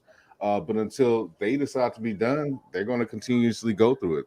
They know good damn well if they bend over and they had a kick-a-thon contest, what's going to happen? They know what they're getting themselves into. They bought the ticket. How you going to tell me you bought the ticket to get your ass kicked? And you know, man, I want to go in and get my ass kicked. Hey man, can I get my receipt? Like you, like what? That's funny. No, you enjoy getting your ass kicked. Right, that's I just ain't gonna be around long enough to hear you complain about it. Like, come on, bro. Like, what? No. Lead the horse to water, and they still want to drink soda. You wonder why they kidneys hurt? I'm good. No. We got some serious analogies tonight. I hear it right here. Yeah, I had to do some cutbacks, and I've been doing demos. I've been doing demos all day since not all day, in between work and getting off of work. So I'm trying to get this voice in. But yeah, I mean, like I said, I got experiences, man, and I got intuition too, and a lot of things formulate in my mind and using my imagination in terms of what if they went this way and they go this way. This could potentially happen based off, but you have to look at the big picture here. Right. Who is grown enough to have a direct conversation without being argumentative, spilling everything out on the table so your heart can beat longer and you will age slower by getting that stress and getting that bullshit off of your chest, whatever's been bothering you, without having any messed up preconceived notions based off what Derek and Trita and said. And, you know, are you keeping your business in your house on top of that? Okay. That's another number one thing. Well, you know then what, on Jimmy, okay. I was just gonna say, and then on top of that, not feeling bad about or feeling like you're sneaking or cheating with anybody, even if it's just with conversation. But just making sure you're splitting amicably before choosing to move forward in a different situation. Being like, look, let's do so you don't feel like somebody did something or did you wrong behind your back. You too wouldn't want to be done that way, but just go ahead and end it if you not feeling it. It's you know, unless you feel like it's something worth fighting for, and if you don't, then yeah, you desire change and a better change for you. Sometimes people just get used. It's a learned behavior, and they get used to that comfort level of someone being around, but they know it doesn't feel good anymore. But it's the comfort of that situation, and sometimes we have to break our own habits, you know, of that. If you ain't happy, then you got to do whatever it takes to be happy, you know. And your happiness is never anyone else's responsibility, nor your peace of mind. Right. So you know something, Jimmy asked the definition of cheating, so I ran over and got this. The cheating, act of dishonesty or unfairly in order to gain an advantage, especially in a game or examination, or the other would be like she always cheats at cards, okay? And the other is avoid something undesirable by luck or skill. She cheated death in a spectacular crash. So if they're looking at the definition of cheating on someone, the informal definition is to break a promise made to someone, such as one's wife or husband, by having sex with someone else. He cheated on his wife or girlfriend. I don't believe it has to be the act of having sex when it comes to cheating. I believe that cheating starts before you get there. I think cheating starts with the mental. Yeah, cheating is like, I mean, even because some people, you know, you got swingers out there, so that's that's not cheating. That's an agreement. That's a whole different. Yeah, that's a whole different part. That's because I believe that the cheating is when it goes to the mental, because even if you are a swinger, then when you mentally are cheating with someone, having some type of emotion with that individual, that's when the cheating starts. And a deeper connection, Right. Okay. Exactly. Thank y'all. Exactly. All right, you're welcome. Hey, let's go to another. Let's see. Okay, lying and avoidance. Dishonesty in a marriage is a red flag. These avoidance strategies may indicate that your spouse may be cheating. Okay, here's some things about that. You feel as if you are being avoided. You don't want to go places or do things with or they like I'm sorry, they don't want to go places or do things with you anymore. You find your partner has been lying to you about a variety of things. Your spouse's friends seem anxious around you. Your spouse Mm. seems more your spouse seems more secretive. Your partner abandons religious faith. Your spouse's wandering eye seems out of control. And your spouse accuses you of cheating on them. Yeah, we talked about that one. Okay, There it Rick. is. Okay, Rick. That's some self-explanatory shit right there. Yes, Mhm. yes. You don't that's the toy outside of the cereal box. You know what I'm saying? You got to Well, dig you in know for that. something about that thing of interest about anxiety or the friends being anxious. That same boyfriend that I had, and mind you, this was many moons ago because I'm been a different person now. You Why I gotta know, say moons though? Why I gotta use moons anyway? moons, suns, whatever. It was Mhm. many years Talking ago. about them cheeks now. And so crazy.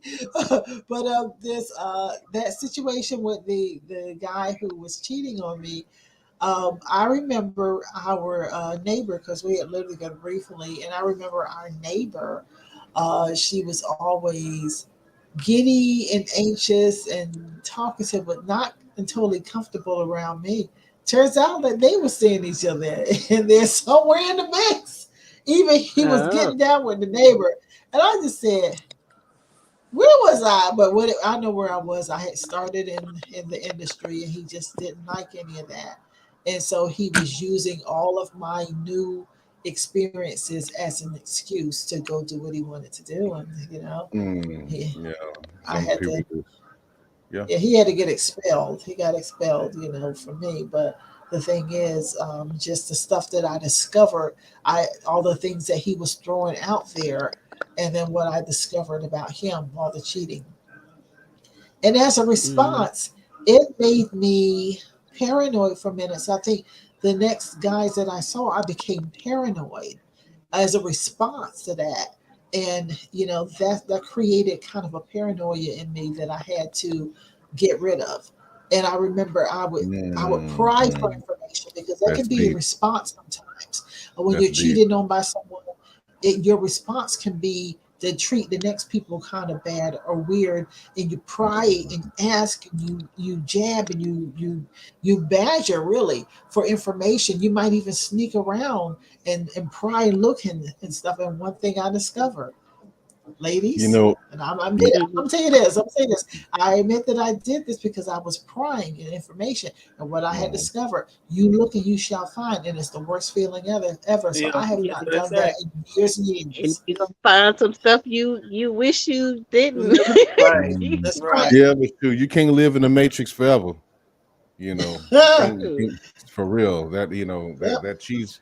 I mean, the cheeseburger is good, but that's what's killing you. It's that negligence that's really killing you. You Don't know, pick up it's Yeah. some meat. sometimes you need to get away for that whiff of that silent but deadly. Inhale it, take it in, and then deal Yeah. with it. I'm just saying, it's funky. It's funky, but you got to deal with it. But Tanya, I made a promise. That's my time, Uh-huh. ladies. I gotta go fulfill a Okay. promise. I take care of some business. I Okay. love you Now. guys so All right. much. I'll be I want to back. Uh, revisit this subject. Y'all be easy, all right? Take All care Thank of right. you, See Rick. yourselves. you now. Do Bye. that, thank do See you, that, you. Rick. do that, do that, Bye. do that sniff test. Rick, shut up. He Rick And just they is gonna cut off never like stupid. that. sniff test.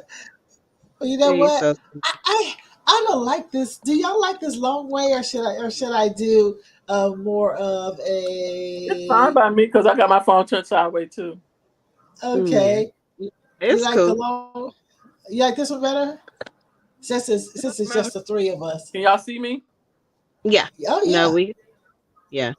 Because wait, This. not that one. I'm sorry. I was about to put it like I'm going to talk to myself, so I can do either one. This one's okay. We can do this one. You But know, because I like I know was saying, Michael likes this because it's closer up. it's since it's just the Okay. three of us now, whatever. But I mean, it's like, don't get me wrong. I mean, it's everything that he have done. He's done a lot of things for me, took care of me throughout the years that I was sick and Mhm. everything. And I feel like if I let him go now, that I feel like I'm gonna let him down because I left him sick. You know what I'm saying? But then Right. when he moved out and said we're gonna find our own places, he can't. I mean, Tanya know the whole full story about why he can't come here or whatever. Right. But when he wants to like make love or whatever, he want to do whatever. I don't have that desire to be with him per se. Right. You know, I'd rather just be. I'm just let me go. And I be saying, Mm-hmm. you know, sometimes I just tell myself, look, I'm going to find somebody else. I gotta have some. I can't keep going through this. It's already been over a year, and well, go ahead and do what you got to do because I know I can't do nothing for you. I mean, Huh. Well, that's a hard situation because that's not necessarily cheating to me. That is, you sometimes you grow apart, you know what I'm saying? And if I look at the situation, I feel like there's been some growth and maybe you all are not on that same page anymore that it was before. And it's not to say anything negative or bad, it's just sometimes people change. You know, that's just the short and the long of it, is that sometimes people just change. So would you say that that would be an issue?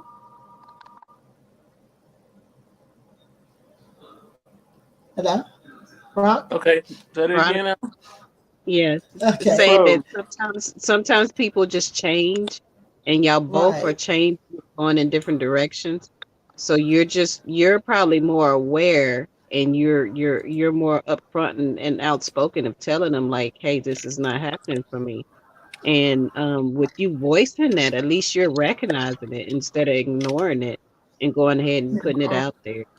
Like So today, like today, he yeah, was hissing at me and stuff, and I'm like, whatever. I but said, he's hopefully like, oh, he hasn't fully caught on. But I guess maybe, I mean, I don't know how much more serious you can I make think he it. has because he has said, he said a couple times he has said, you cheating on me, aren't you? I was like, no, no. I said, ain't nobody. I said, ain't nobody been over here. Ain't nobody been to this house since you left. Don't nobody come over here. I said, they come over here, they're looking for you. Which is true Mhm. because my Mm-hmm. friend haven't gotten here. He stayed way in Philadelphia. You know what I'm saying? Mm-hmm. Right. And I know he ain't come down here. You know? Right. But it still don't have to fully be none of his business, though. That is you and Right. your space, and that's your business and all that stuff. What is Jimmy What you asking me? What is Jimmy Okay. asking me? Let's see, what is Jimmy saying? Jimmy is saying, okay, first of all, let's back up a little bit. Terry Mickey says that occurs, I was saying about, I guess about cheating, that occurs when they no longer are happy or want to be in a relationship. Many folks that have no plans of leaving but just want an extra piece don't change at all. Ooh, yes, that mm, is true. yeah, That they may want to be That keep is, a the backup case. plan. That's a backup plan if something mhm. don't happen with the new changes and stuff that they're doing. Right, that is absolutely true. And then well, Jimmy had asked the definition of cheating, and I went over that. I'm sorry, Terry, I didn't see it beforehand. But Jimmy says, "What if it's your friend and some things just happen, but you're truly friends?" It's your friend and something Yeah, happened, but you're really but just but it's like it's hard Friends to with even go back benefits. to being just friends after you done went forward into that act. uh So huh, I'm not sure about that, Jimmy. Um, because it can only go so long without somebody saying, well, there's no emotions in it. The more Mm-hmm. you get to it, the more and Or more she starts coming speak forward. So, Right. benefits. I mean, Yeah. Uh, I think about you're talking about if you're just friends and something happens between you. Is that what you're saying, um, Jimmy? I guess that's what he's saying. If you're just friends, and is that cheating? No, you're not all the way in that door. You're not all the way in that door. I believe that you must have a level of commitment before you can be considered in cheating. I think is that Veronica giving a little yes, feedback? Veronica, yeah. Uh, I can't seem to reach her thing. Let's see if I can. Okay, there Okay. we go. Yeah. Okay. I feel like you must have some level of commitment. Rock, I'm gonna bring you back in. I have muted you for a moment. Yeah, I believe that you must have some level of commitment before you are officially cheating. Just being a friend. Now, if you're talking about friendship, now some people have said that if you're just solely friends and all of a sudden your friendship changes, and it's not, it's I mean your platonic friend, your girlfriend, your guy friend, is it cheating when they're out with somebody else? And let's look at that. If you have, let's say Veronica, Margo, y'all hang out, y'all friends, no, I'm saying Margo and you and Shamika. Okay, you and Shamika are really good friends, and all of a sudden you start hanging around with Veronica all the time, but you're never telling Shamika what's going on. Even in a platonic relationship, and you're hiding something, I still feel like that's a form of cheating. Do you all feel that way? No, I don't know because A form, not the I, same as I with I a get it to a certain. I do get it to a certain degree, and it's just depending upon like if you're being asked, well, what were you doing, or what did y'all go do, or this, that, and the other. I don't know if that other person will feel offended. Not in the most right, part, you're still being honest if you're sharing it, but you're saying if you're. But I was looking at the situation too. If saying Jimmy's in a relationship, but he has a best friend that's a female, and they really are just uh-huh, best friends, and they hang out and they know each other like that. I mean, of right, course, your girl is gonna feel, some type of way in the sense if you're hanging with your friend, a whole lot more than you're giving them attention. But right, even the situation that you just gave with Shamika and me or in Veronica, to a certain degree, it just depends. It just depends. You know how your friend is and how they might react to you spending more time with somebody else. But right. I feel like long as you're being honest with that person, if they're asking, well, where did y'all go or what y'all do, you know, But I'm saying it's like you haven't said anything, like you're not telling oh, if you you. just being quiet, then it's like, why are you Right, being quiet? Because you must know your right, friend is not going. It's going.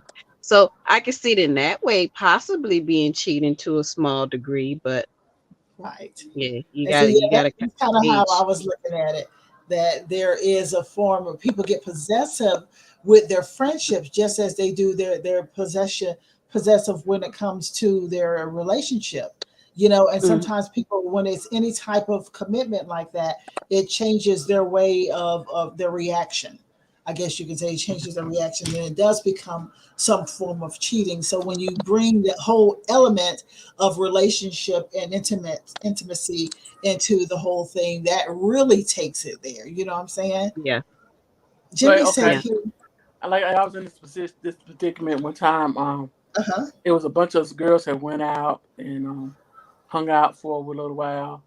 Matter of fact, it was somebody's birthday, and we all went out to eat and everything. And there was this one girl there that she caught my eye. She caught my attention. uh-huh, And when I'm out with the girls like that, I'm loud around people. I'm lively, I'm cutting over everybody.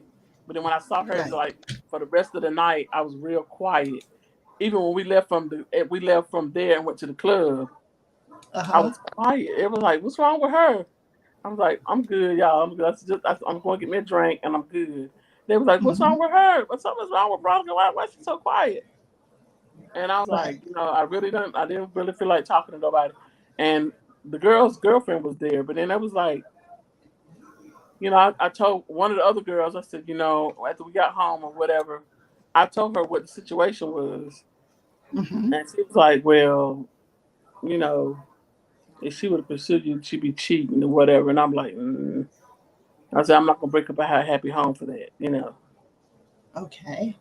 that would be like, So yeah, so you felt like that definitely was a form of cheating, maybe with that kind of yeah. thing, but it And could have been could be I was with construed. the same person I'm with now. So he, Mm-hmm. you know,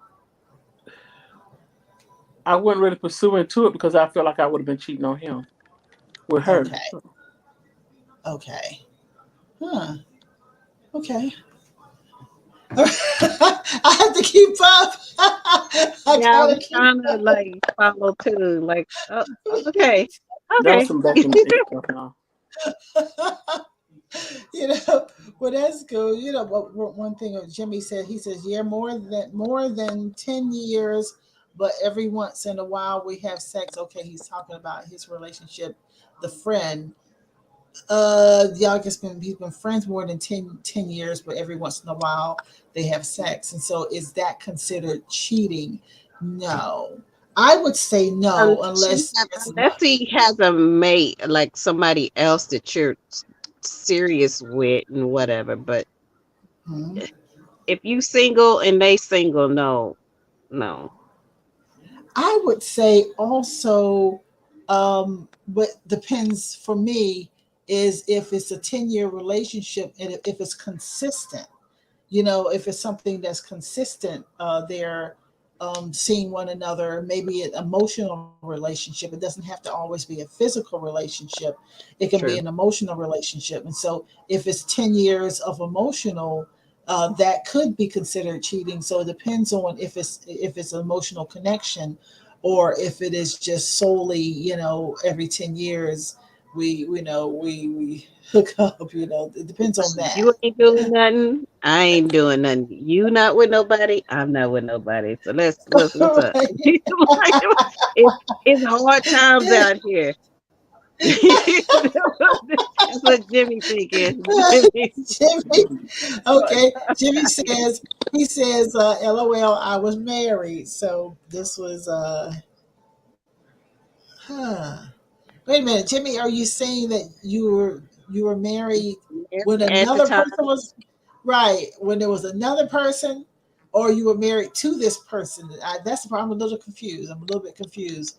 Which one is it? A separate person, or are you talking about you're married to the person? I'm trying to understand the 10 years relationship, but we'll have to wait and see who Jimmy's speaking about on that. And while we're yeah. doing that, I'm gonna go to this next sign. So, he said he's very emotional, but let's see what he says about that person. And in the meantime, let's go back to this article on verywellmind.com. They're talking about indifference when your spouse shows apathy or lack of interest in things that they used to love. Communicate with them to see if there's another reason for the change in engagement. But if you also suspect infidelity, these changes may be further indication of an affair. So, like your spouse seems bored with you, a job, your children, hobbies, or even life in general. Your spouse has become lazy, especially around the house. Your spouse doesn't show any jealousy about you, no matter what you say, or your spouse is indifferent to family events like birthdays and holidays. And so, those are some more signs right there when it comes to indifference. Hmm. Anybody seen any of that before? Yeah. Sound like you have, Rock. Mm. Yeah. Birthdays, don't get nothing. Uh-huh. Mother's Day, don't get nothing. Oh, Holidays, I mean, as far as Valentine's Day and stuff like that, nothing. I don't even get huh. on Facebook anymore. I had got to the point where I felt that he probably would have been. He talks about his baby mother a lot. She passed away. Rest in peace. But I'm quite sure when he was with her, he was buying her flowers. He was doing this for her. He was doing that for her. But then when it came to me, I don't get that stuff. The romantic, the romantic in him is not there. Right. Romance is not there. It's not there with him. And I've always been that romantic person.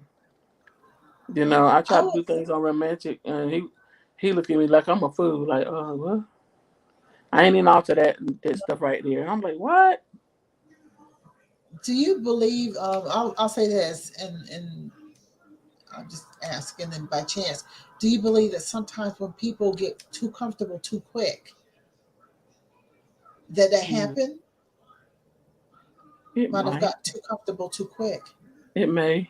Too quickly, and because you feel like a person still needs to, in a relationship, they still need to fight for your affection. Always understand and know that you don't have to be there, and that the person got just too comfortable, and I tell thinking them that that. all the time. You don't have to be here. I mean, if you know, I understand your baby mother. You have a son by your baby mother, and you love her very, very much. But you choose to be with me, so why aren't you treating me like I'm supposed to be treated? But yet, that makes a person want to go out and cheat. That makes a person love Mhm. falls. All it falls off. Mm-hmm. Right. I'm sorry, I had to change it. Uh-huh. No. Yeah, I I actually see, I believe this. I believe that when things do get to a point where it has that kind of a drastic change, it doesn't just come back. I believe that there has to be some form of a change in order for it to possibly come back, or to be done, whatever the situation may be. But it doesn't just recover on its own. That's what I Overnight, feel. no, it doesn't. Right, It definitely takes a lot of time. Mm-hmm. right. A lot of And sometimes it never comes back at all. Sure. And that's the thing that we have to look at, is it something that's ever going to come back at all? And or if it's not something that's going to come back at all, do we just move on? That's something that we have to make a decision about, I believe, because I'm I going to know that. Puerto Rico, y'all, and time What? is not always on our hands. Shut up, Ron. Shut up. Just hush. mm-hmm. Yeah, you put a Rick. Yeah. Yeah, and I do. I believe that. Well, I'll do this. Let me do this next one here. Jimmy said he was separated. Yeah, I was looking at that. Okay, to be separated, but I guess he's still trying to figure out, was that cheating? If there's emotional connection, I'll put it this way: if the emotional connection was gone and you have moved on, you both moved on, I would say, in my opinion, it's not cheating to me, because you all know how I feel about that piece of paper for that marriage commitment. I feel like more so if you have an emotional connection outside of that, um, you know, you've moved on. You moved on. But some people may classify that as cheating. I guess I just don't, because you know how I feel about that institution on that piece of paper, though. What do Mm-hmm. y'all feel? Hmm. I I don't have. I've been with him I'm for trying 11 to years. think I ain't of had no paper. You said, it. what do He you was say, Ron? saying that. I've been with him for 11 years and I ain't had no paper. Yeah, I understand. Yeah, But true. some people, they feel like anything that is a relationship, you have to have that. So it depends on how you feel about that. I know how I feel about that. How I feel. But We went through the emotions. we We just went through the emotions, but I mean, we had a little ceremony, but we right, didn't sign no papers. right. Yeah, I remember that. I remember that. So, do you feel like it's cheating if you move on? I guess you're the one who can answer that. Right. Well, my heart, my heart is saying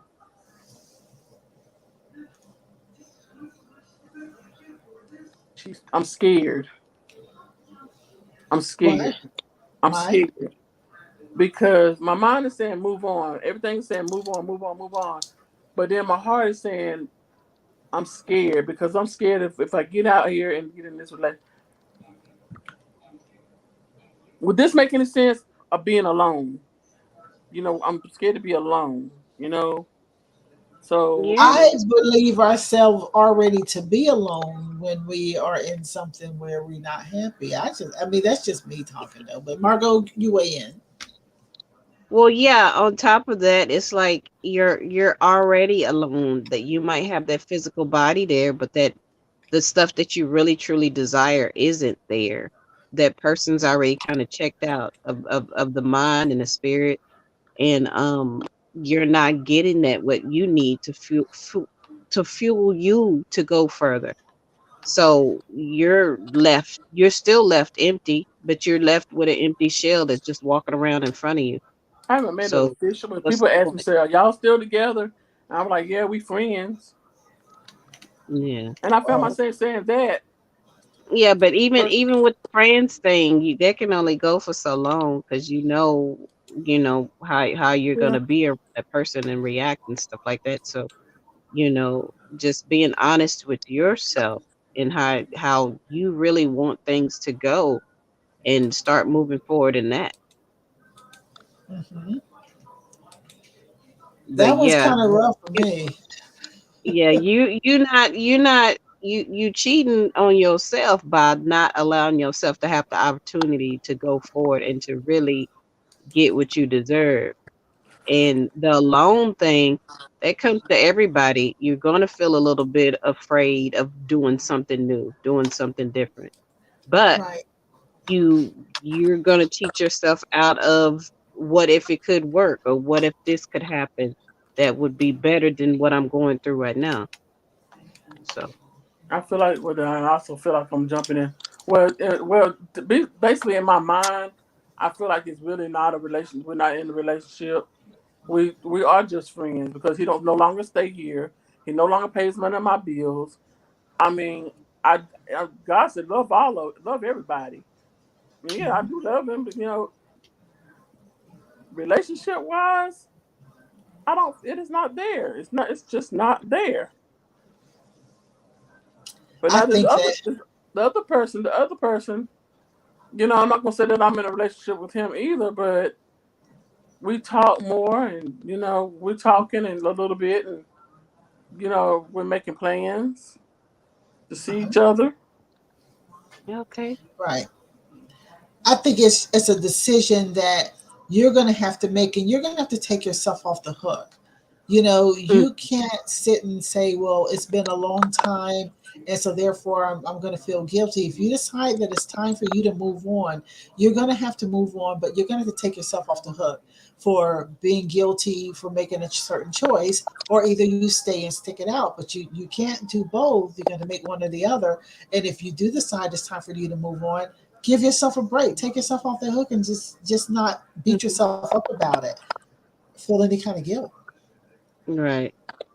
You know, you can still remain friends because you were there for one another. Nobody says that the friendship has to stop, Yeah. but you are bringing more into your life so that it can make you happy on a daily basis. Your happiness every day is your responsibility, and you've got to do whatever it is that makes that happen, even if it means venturing out on your own. Remain friends with the individual. Nobody says that you don't have to be friends anymore, but make yourself happier on a daily basis. If that doesn't work for you anymore, you might have outgrown it. Right. Hmm. Well, that's what I feel like. That I outgrown this relationship, so and it's about to be dead. So, So that's what I And then, would do. yeah, yeah, Right. what, Margo? and then I was gonna say, you're beating yourself up and making yourself feel guilty about something that it is not even really happening. You're not cheating. That's where all my stress is coming from. Understand, understood, all the Yeah. way, all the way. That's where most Okay, of my let's go stress to. come from. We got about three things left. I think it's three, four. Oh goodness, it's more than I thought. So let's go going through this here. Changes in your sex life. It is Uh, not uncommon for woo. there to be fluctuations in the frequency of sex in your marriage. But these signs may indicate the possibility of an affair. There's a considerably less intimacy or connection in your relationship. Your Mm, sex life is practically non existent. There are lots of Mm, new things introduced in sex that were never. before, and you learn that you have a sexually transmitted infection and you have not strayed. You have not strayed. So there's changes. Yeah, those are things right there. I guess you would know right away that there is a problem. You better not ignore those. right away is the issue. Somebody is doing all that, especially if they're leaving you with some type of a package, so to speak. You know right away. But like I know, Rock, you talk about the non-existent. We talked about that. A lot of people talk about the non-existent, how it's not there anymore, how something the sex is not there anymore, and that is some of the changes that happen. And we can go on our daily lives and doing everything, and we don't recognize that all of a sudden that's gone. So is that what we do as people? What do y'all feel? I don't know. I think that even from a past experience with myself, I don't think that's what's funny. The cheating happened, but in that area we didn't have that problem. Right. In the sexual area, things were good, but it was just the emotional and another part. It was more of like, well, you didn't come visit me at work, and we didn't talk as much as we used to, and you stopped doing this and you stopped doing that. And then it's like, but I had kids, and so I had to kind of break myself up into pieces on how much time and energy and attention I was able to give. So you can't fault me for that. I was becoming a different person, but a different, better person. And you were just out here searching for something else to fill some kind of gap you felt, which you really didn't have to go out and search. If we just brought it home and started conversating more or doing something a little different, then all that could be restored. So, in the sexual area, nothing. We didn't have. That was weird. Now that I'm thinking about it, there was not really much of a problem there in that area, but it was in the emotional and some other little parts and things, and it was like, oh, okay. But I'm like, was it really an issue, that big of an issue? I wonder if the cheater is making comparisons when they're trying to keep a norm. Trying to keep a norm. Yeah, I wonder about that. I bet. I bet. Yeah, because I thought about that, as you were talking. I wonder if they try to make comparisons and that's why they keep everything normal, or just maybe the best of both worlds. Probably being greedy, the best of both worlds. Being greedy. Being greedy. I think that was the issue. Just somebody being greedy. being curious and adventurous. But even the part when you were saying introducing new toys and things and different things in the bedroom, I don't. That could be a good thing, and then that could be a way far left bad thing if there's too far out weird things being introduced in the bedroom. That definitely would be a red flag if they're way too far left that you definitely don't do. Especially if it's like, well, let's add another person to this and let's do. I'm like, wait. Whoa, Like, what did you do?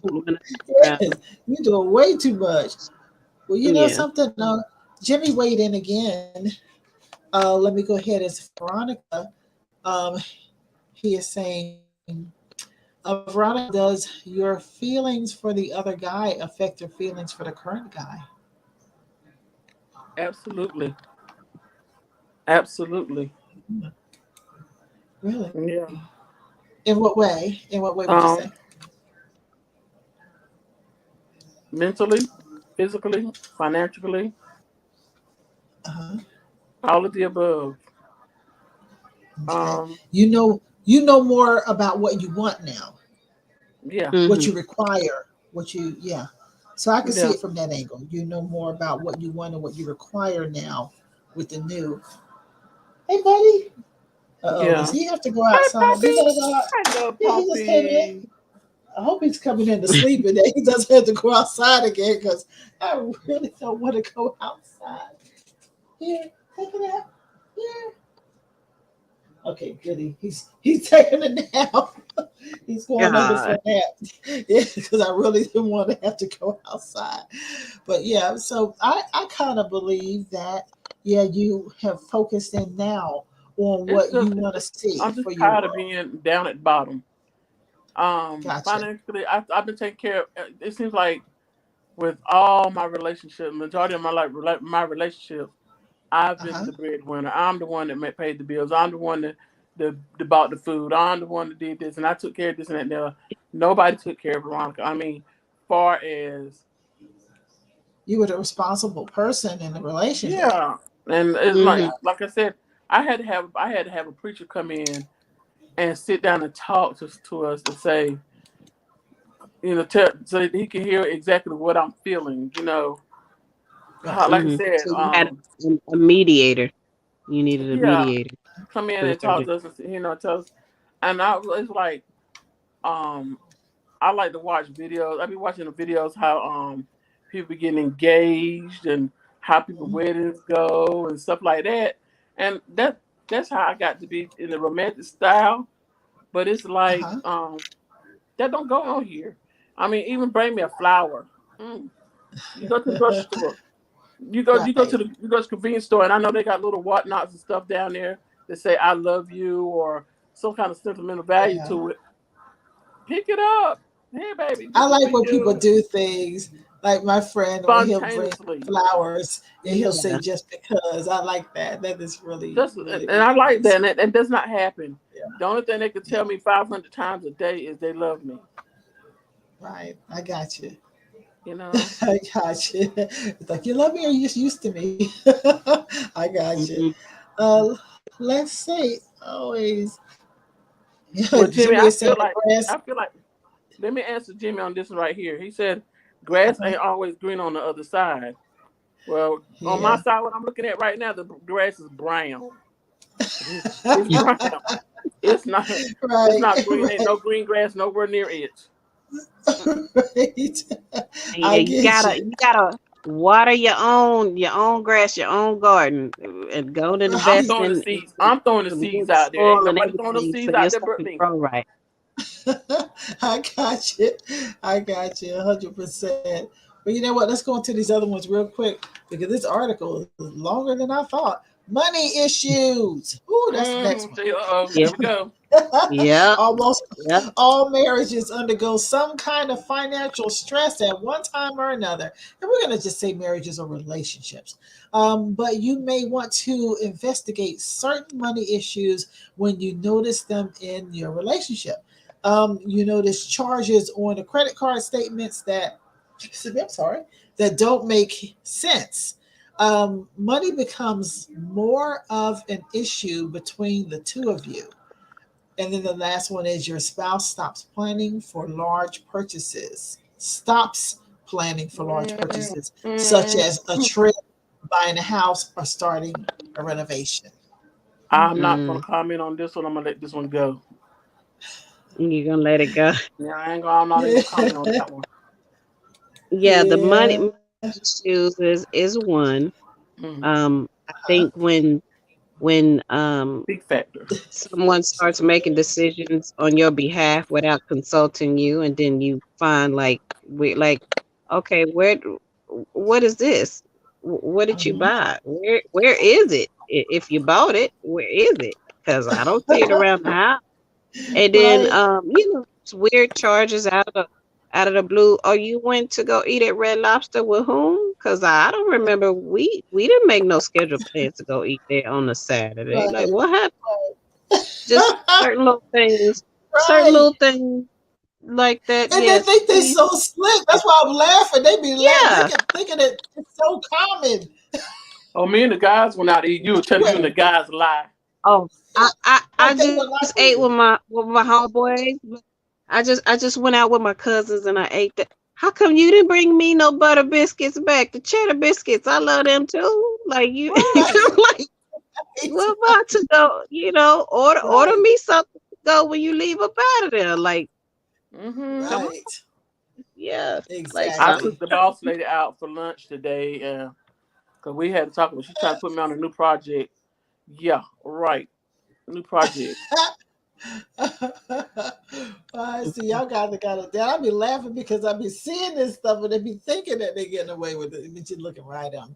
We're looking right at them like, yeah, I got you. Like, oh, you All right. went to Osborne, but why you buy that bottle of wine though? Exactly. Okay, here's another one. A change in technology use. Infidelity is also often revealed online in text messages or in phone messages. These tech changes may warrant concern. Your spouse is suddenly, or your relationship, or your mate, I'm gonna start saying your mate. Your mate is suddenly unreachable at certain times of the day. Your mate changed their password and won't share it with you. Your mate is always texting or sneaking off to take phone calls. You notice cloud sharing has suddenly been switched off on your devices. Your mate stops using shared devices altogether. Your mate reduces their use of social media. Oh boy. Your partner clears the browser history on the home computer, and your mate's fitness tracker shows exercise at odd times and hours. What? The hell you doing over there? Yeah. Exercise at odd times and hours. Where were you exercising today? I'm looking at the where were you at 12 noon doing some exercises? But what about the one where if your mate decides they need more than one phone though?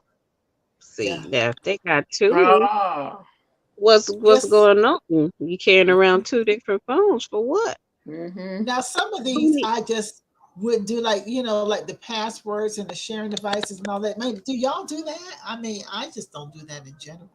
Well, the phone that I had, the dash phone that I had, was in his name, and when you go get the phone, you got to have a password and all that. Right. So everything was in his name, so I knew all the passwords and all that stuff to go in. But then I got to think about this.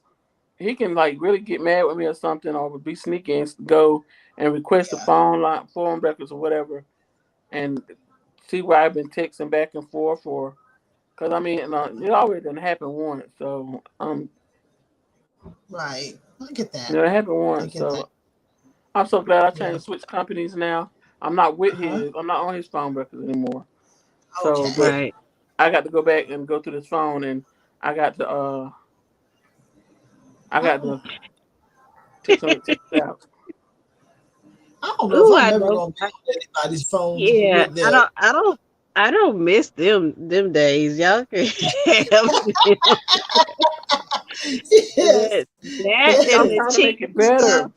I'm trying to make it a lot better than what it is. The phone, and you can do check this. I'm like, I don't miss them days. I don't want to deal with nobody that's doing all that like that. Right. I remember being an insecure. Is he trying to come in? But I don't want to be there. Is he trying to come in? Who? What? Jimmy. No, Jimmy. His name pop across the screen. Oh, it probably when I put it up just now, it's doing something. Yeah, probably. Okay, I was like, you trying to come in? Who is? Probably I did it just now, but yeah, you know what? I say that too, and I agree with Margo. Those is times and things that you remind you of those bad times in different situations. And I say for myself, it goes back to that whole thing about not looking for stuff because you might find it. That's why I don't share devices, share this, share that. I don't want to know. I don't even want to suspect, because I look at it this way.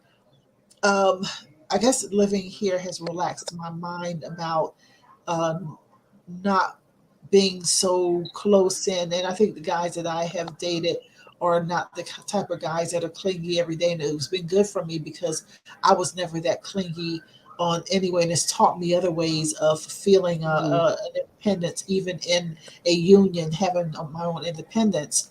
And I think that's been good for me. So having a situation where somebody would want to check my devices and we have the same accounts and stuff like that, I don't think I could work with that. And it's not that I'm out here doing a lot of stuff. It's just my personal space, maybe, that I just wouldn't want to share that because it's pointless, you know.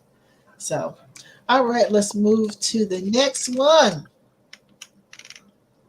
Oh, actually, that was the last one. You know, because this one's just talking about how to deal with a lying spouse. You know, if your partner refuses to attend or consider individual counseling or to help the process mixture of feelings like hurt, shock, fear, depression, shame, or mistrust that you're experiencing, and they're talking about how to deal with that. But those were like the signs that we see when it comes to the potential of a person who is cheating. I don't even feel a need to go into the whole thing about the long distance love affair because that one, this covered mostly where we are and just in general 8 signs of cheating, you know. And I think those were some really good signs, you know, that cover a lot of things we've seen, right, or have talked about. You know, I, you know, it's like what I like is when you in the relationship in the beginning and you have the newness is there and you get to know one another. But don't you all feel like the very first time you find out that the person is doing something crazy, it's like you just hit a whole wall face first, like bam. You just have to wake up and you gotta deal with it. And it's so much better when you're not too emotional and that you handle it. But it is like a wall to the face so hard. And you have to wake up and see it through, you know. And so, folks out there, I hope that you tuned in, of course, for those 8 signs of cheating. There's signs. They're all over the place, whether it's their technology use or whether it's how they deal with money or changing of schedule or changing of appearance, all kinds of things that we see them all the time, and people simply just choose to not see it. Do y'all feel that too? Yeah, It's yeah. a They're not ready decision. to accept. They're not ready to accept the weight of it all, of Yeah, something like that happening and right. within their relationship. But no, you like Rick was saying earlier too, and I agree. Use that intuition. It's something that's Yeah, gonna, raise those little hairs or that little red flag to say, "Hey, pay attention to me. Pay attention to this." So start right. using intuition. And like you said, I don't want to know. I don't want to. I want to know. I may not want to know every single detail, but I do Right. want to know if that's happening. It's like I gotta know Uh, because that's something that's I want to know about like. the cheating. I just don't want to go digging for it. That's what I'm saying. Oh, I, you say I, don't dig yeah, dig like you know, for it. like if a person is like in your house, like it happened 2 times. I was young, very young, and I went snooping around. That's what I'm saying. I don't want to do that. I've grown Yeah, and don't do that yeah, one like because when you seek, you shall find. yeah, You know, and when your mind is in that mode, even the smallest of things and can send you over the edge. And I want to know if the person is cheating on me. I'm going to follow up on the signs that I see, but digging through their belongings to find it is not where I'm at. You know, I'm not going to do that. right, That's a right. young situation, and like 2 times was enough for me to see that ain't what I want to do, and I don't what I want to know. You know, not that one. You Yeah, know, and if a person has to hide some deep information like that from you, it ain't right from the giddy. It ain't right for the giddy up, you know. Anything else that you all ladies want to say before we get out of the living room? I just want to thank Jimmy for being in the living room and Yes. coming in with yeah. all the Thank questions and He hung everything else. with us. Jimmy, he Yeah. covered it, hung in this living room and had a good you. time with us. Oh You yeah. know? Thank you for coming in. I just Exactly. I just want to say, like, if you feel that that's what you finna do, I say just split amicably. With just coming up front and saying this is, I'm not feeling this. This is what I'd rather somebody do that and it be Yeah. more respect between both people versus just going Right. out and just doing them raggedy. Like just Uh-huh. go ahead and I, I, if you I, gonna I, do I, that, I haven't even talked to Tanya about this. I normally talk to Tanya about it, but I haven't even talked. Uh-huh. My thought was when I got ready to go on vacation. Uh-huh. I got ready to go on vacation. Look, do you take care of you? I love you because God said love you, but it's over. Uh-huh. Mm. you know when that Yeah. time is. You know when to You say go. when. Yeah. Yep. You do know when to say when. I feel that wholeheartedly. I feel like we always know, but most of the time we would turn our heads and act as though we don't see it. And I think that's when we become our biggest enemies, when we ignore whatever is right in front of our faces. A lot of it is Right. right there. And we make a choice as individuals to avoid the pain, because that's what it is, it's avoidance because of pain. So we make a choice to avoid the pain when we see all day long that what we are suspecting is sitting right there. We're fearing it. So what we do is we push it away. That's why I was saying to you all for different weeks, I was saying, like here in Atlanta, in my city, I know that, I know folks who have women who have let themselves go because they got comfortable in the relationship and they knew what was going on. It's not like it's a situation that was a shock. They knew something, they suspected something somewhere, but Mm-hmm. maybe it was too late to change it, or they just decided not to Got change in it for too deep. whatever reason. Mm-hmm. It got in too deep, and then the next thing you know, the relationship, something has happened and occurred in that relationship, and they can't fault anybody because it was right there on them, but they got too comfortable in the situation. And I had this conversation with my friend the other day. I told him about how I had mentioned that all to you all, and he's like, "Yeah, that's true," because he knows ATL's like that, and a lot of places are like that. You get too damn Yeah. comfortable if you want to, and you can be a male or female. Get too damn comfortable if you want to, but especially for me, females, with the ratio, get comfortable, and you can get replaced. Yeah. Yeah. Yes. So, anything else before we go to break and we come back and say our sayonara? No, that's about it. Jimmy did say, Oh I got yeah, a Jimmy lot of said something. stories. LOL. Just don't cheat. Okay. No, just don't cheat. Well, Yeah, thank don't you, cheat. Jimmy, Don't cheat. because we might have to hit you up on one of those stories one day. We might have to Oh, yeah. see what it is with you and all those stories. Because now you Come on got me back and see us some curious. more. Right. Yes, Yeah, yes. got me curious now about them doggone stories. Oh yeah. All right, y'all. Well, thank y'all for the living room. We're gonna go to break. We'll come back and end the show in just a few moments.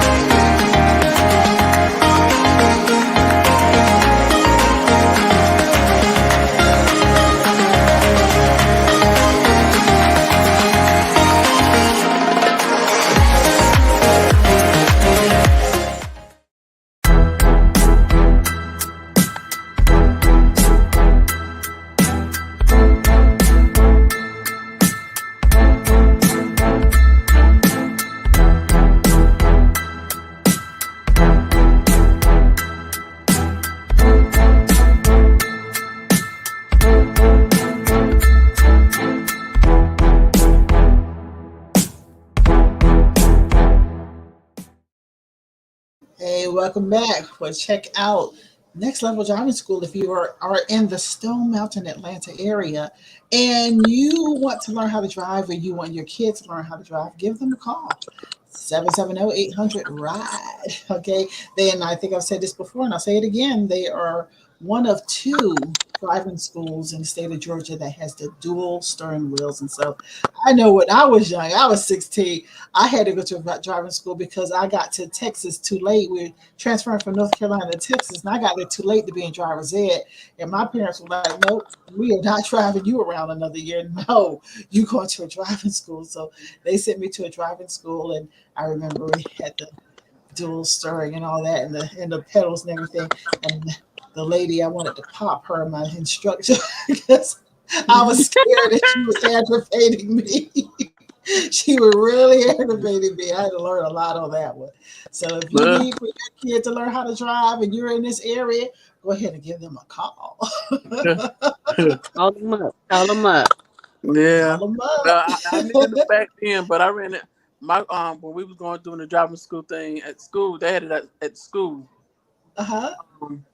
When you got, I think when you're in like the 8th grade, you could take or it depends on your age, you could take driver education. Right. And I took the class and I was young. I knew how to drive, but I guess the teacher just made me nervous. He was a big fella. He made me so nervous, y'all, and I ran in the ditch. Oh, wow. I went straight for the ditch. Like He said it's like I got a break on this side. He said, because we were about to be in the ditch for real. He said, now put it in reverse, get us out the ditch. Veronica driving in the ditch, Lord have mercy. You needed to come on to the school. You needed a Next Level Driving School for you. Oh, I don't need it now. I drive now. Well, we've come to the end of another good one. Great discussion. Thank y'all for that. And Who's Fight the Tea, the whole 9. What you got coming up this week? We'll start with you, Ron. What's going on this coming week? Ooh.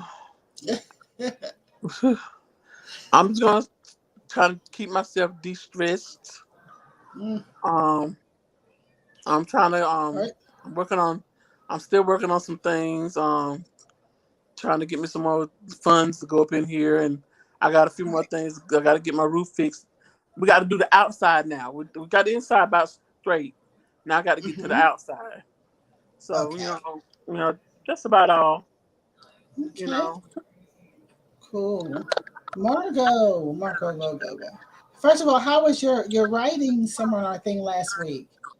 Oh, it actually turned out pretty good. I ended up writing 2 or 3 pieces, new pieces.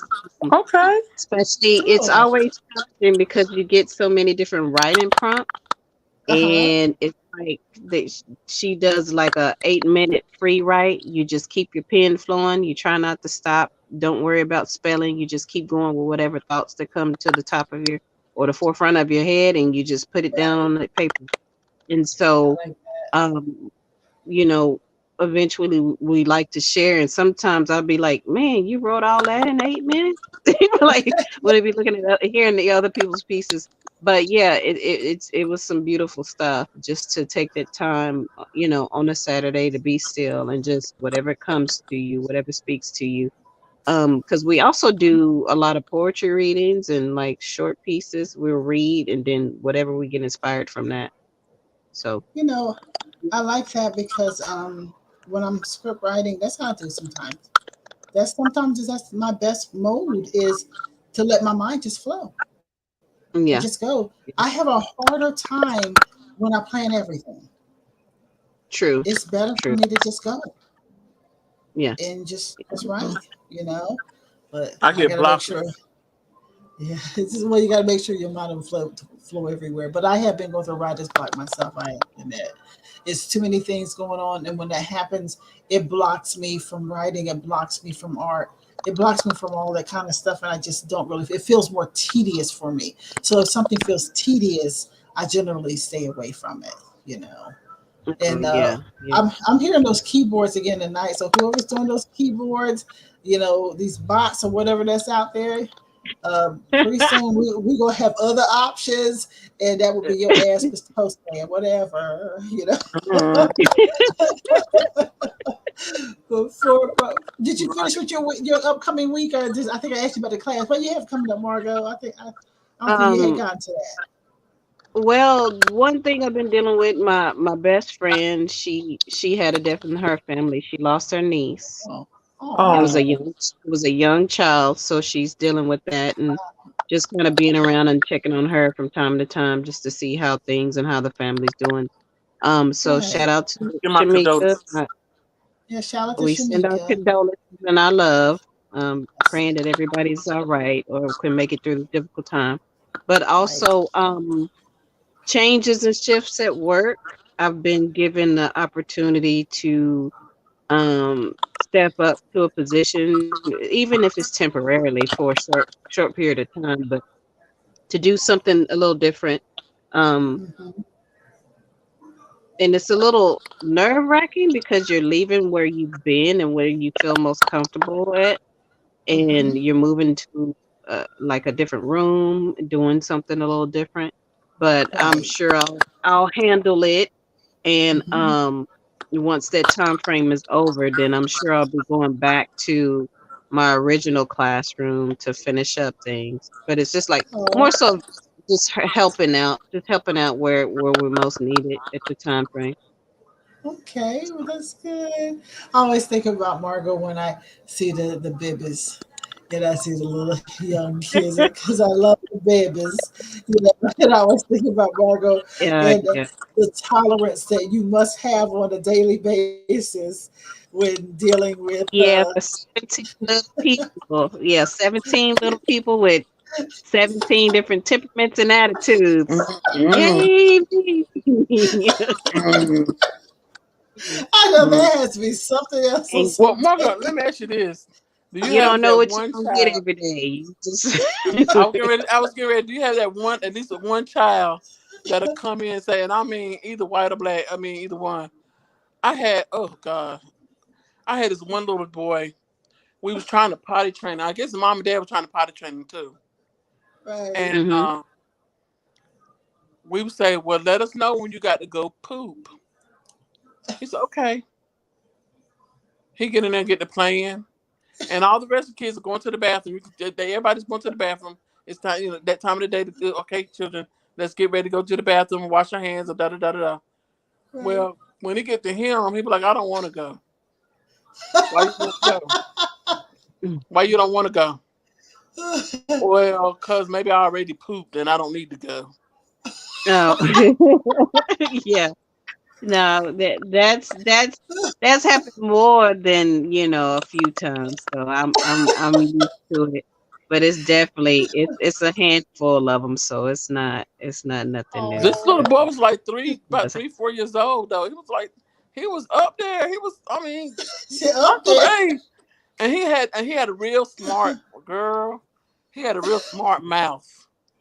Oh, Really? And on top of that, he was still sucking on a pacifier. You would take his pacifier away from him. He wanted to fight you. And I Hmm. don't have to tell you when I poop. If I want to poop in my pants, I'll poop in my pants.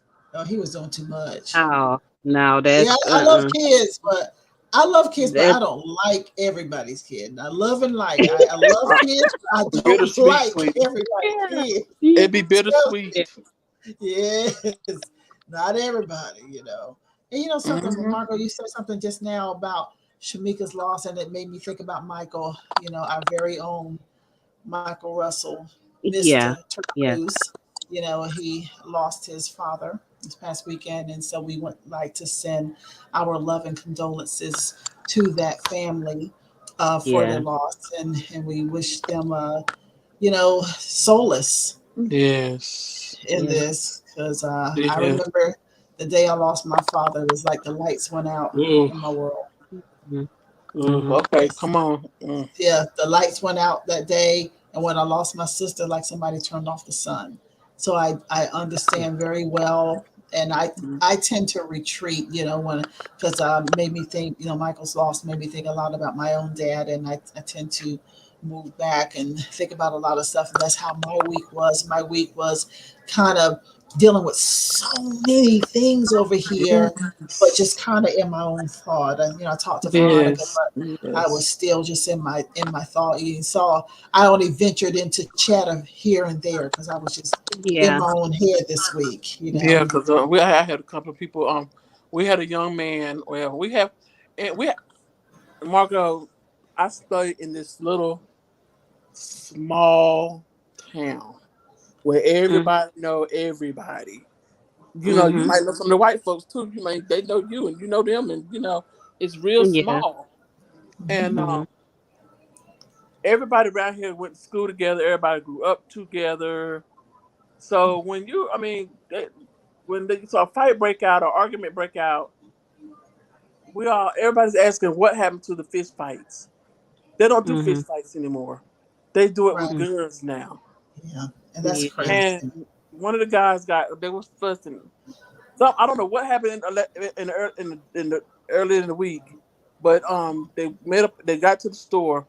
One was already in the store, and the other one came up to the store. And they went in. They started had words. They had words, and then one of the guys pulled a gun out first and started shooting at him first, and then he shot back. Well, the first one that he didn't miss. He missed all his shots. He didn't hit nobody. The second guy, the other guy, said, "Oh, you ain't finna threaten my life," and he shot back at him and he killed him. Wow. So therefore, everybody in our little town here is going through that. So now it's rivals, and it's families that grew up with each other and got kids by each other's family members and da da da. It's just all it's crazy. Well, one thing I just say, I believe that like in the movie Friday when they took it back old school when Pop said, y'all are cowards and you should put down the guns and pick up these, and so I still believe that if you have a difference and you got to beef that hard like that, stop being punk ass and just, if you got to be physical, if you have to be physical, don't pick up no gun because that's the punk way out. Yeah, and so they buried him today. So and trust and believe me when I tell y'all this. All y'all out there, it's not over. It's not over because it's already. We're gonna let this die down for a little. This is the second time this has happened. It happened about 5 or 6 years ago with another family, and now here's go again with another family. So and we know it's not over, and it's getting ready to get hot. It's getting ready to get hot. I'm getting ready to board my house up. I'm leaving. Coming down here. I'm not. I can't stay here by myself. Right, I understand that. I do understand that, and we wish that most of it happened on. But we wish your town really comfort. We wish your town comfort and reasoning, and solace, the whole thing that they can recover from all that. And it just seems so strange. I know the town my mom grew up there. So it just seems really, I'm not saying the name on purpose, for your own safety. I'm not saying the name of the town, but our prayers are there that hearts and minds will change. Right. Well, y'all, yep. Well, you know how I do. I like to do my social media, and then we're going to get out for real. Here we go. We hope that you have enjoyed this episode of Art Imitates Live with Tanya Dixon. So be sure to like and subscribe. And also check us out on all of our other social media.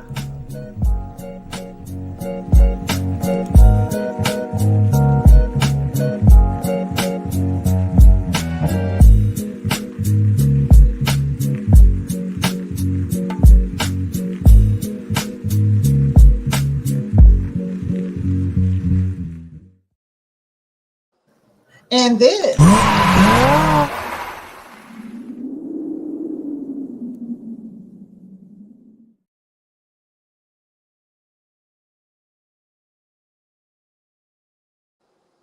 All right.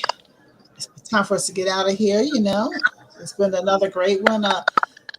It's just funny because we don't ever get down to like 3 people. We started off with Bridget and Rick, and we never get down to 3. But sometimes it gives us more time to talk and time to relax on it. And hear the damn keys. I hear those keys still going. Chat box. Okay, we're gonna get y'all. We're gonna get y'all. I'm telling you, we're gonna get y'all. But we thank you all for being here again for our Imitates Live. We've enjoyed ourselves. And so when it comes to being a guest on the show, information about the show, anything like that, you can feel free to reach out to us. So reach out on our Tandiland website, Tandiland, at info@tandiland.com. Make sure that Tandy is with an I, not a Y.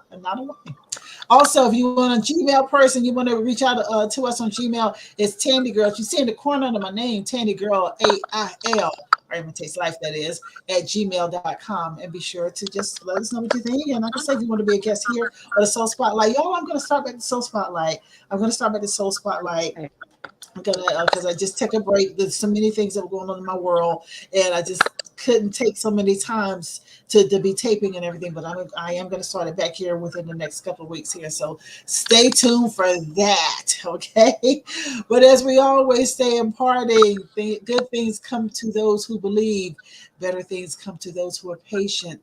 But the best things come to those who never give up. I'm Tanya Dixon, and finishing things with the lady crew.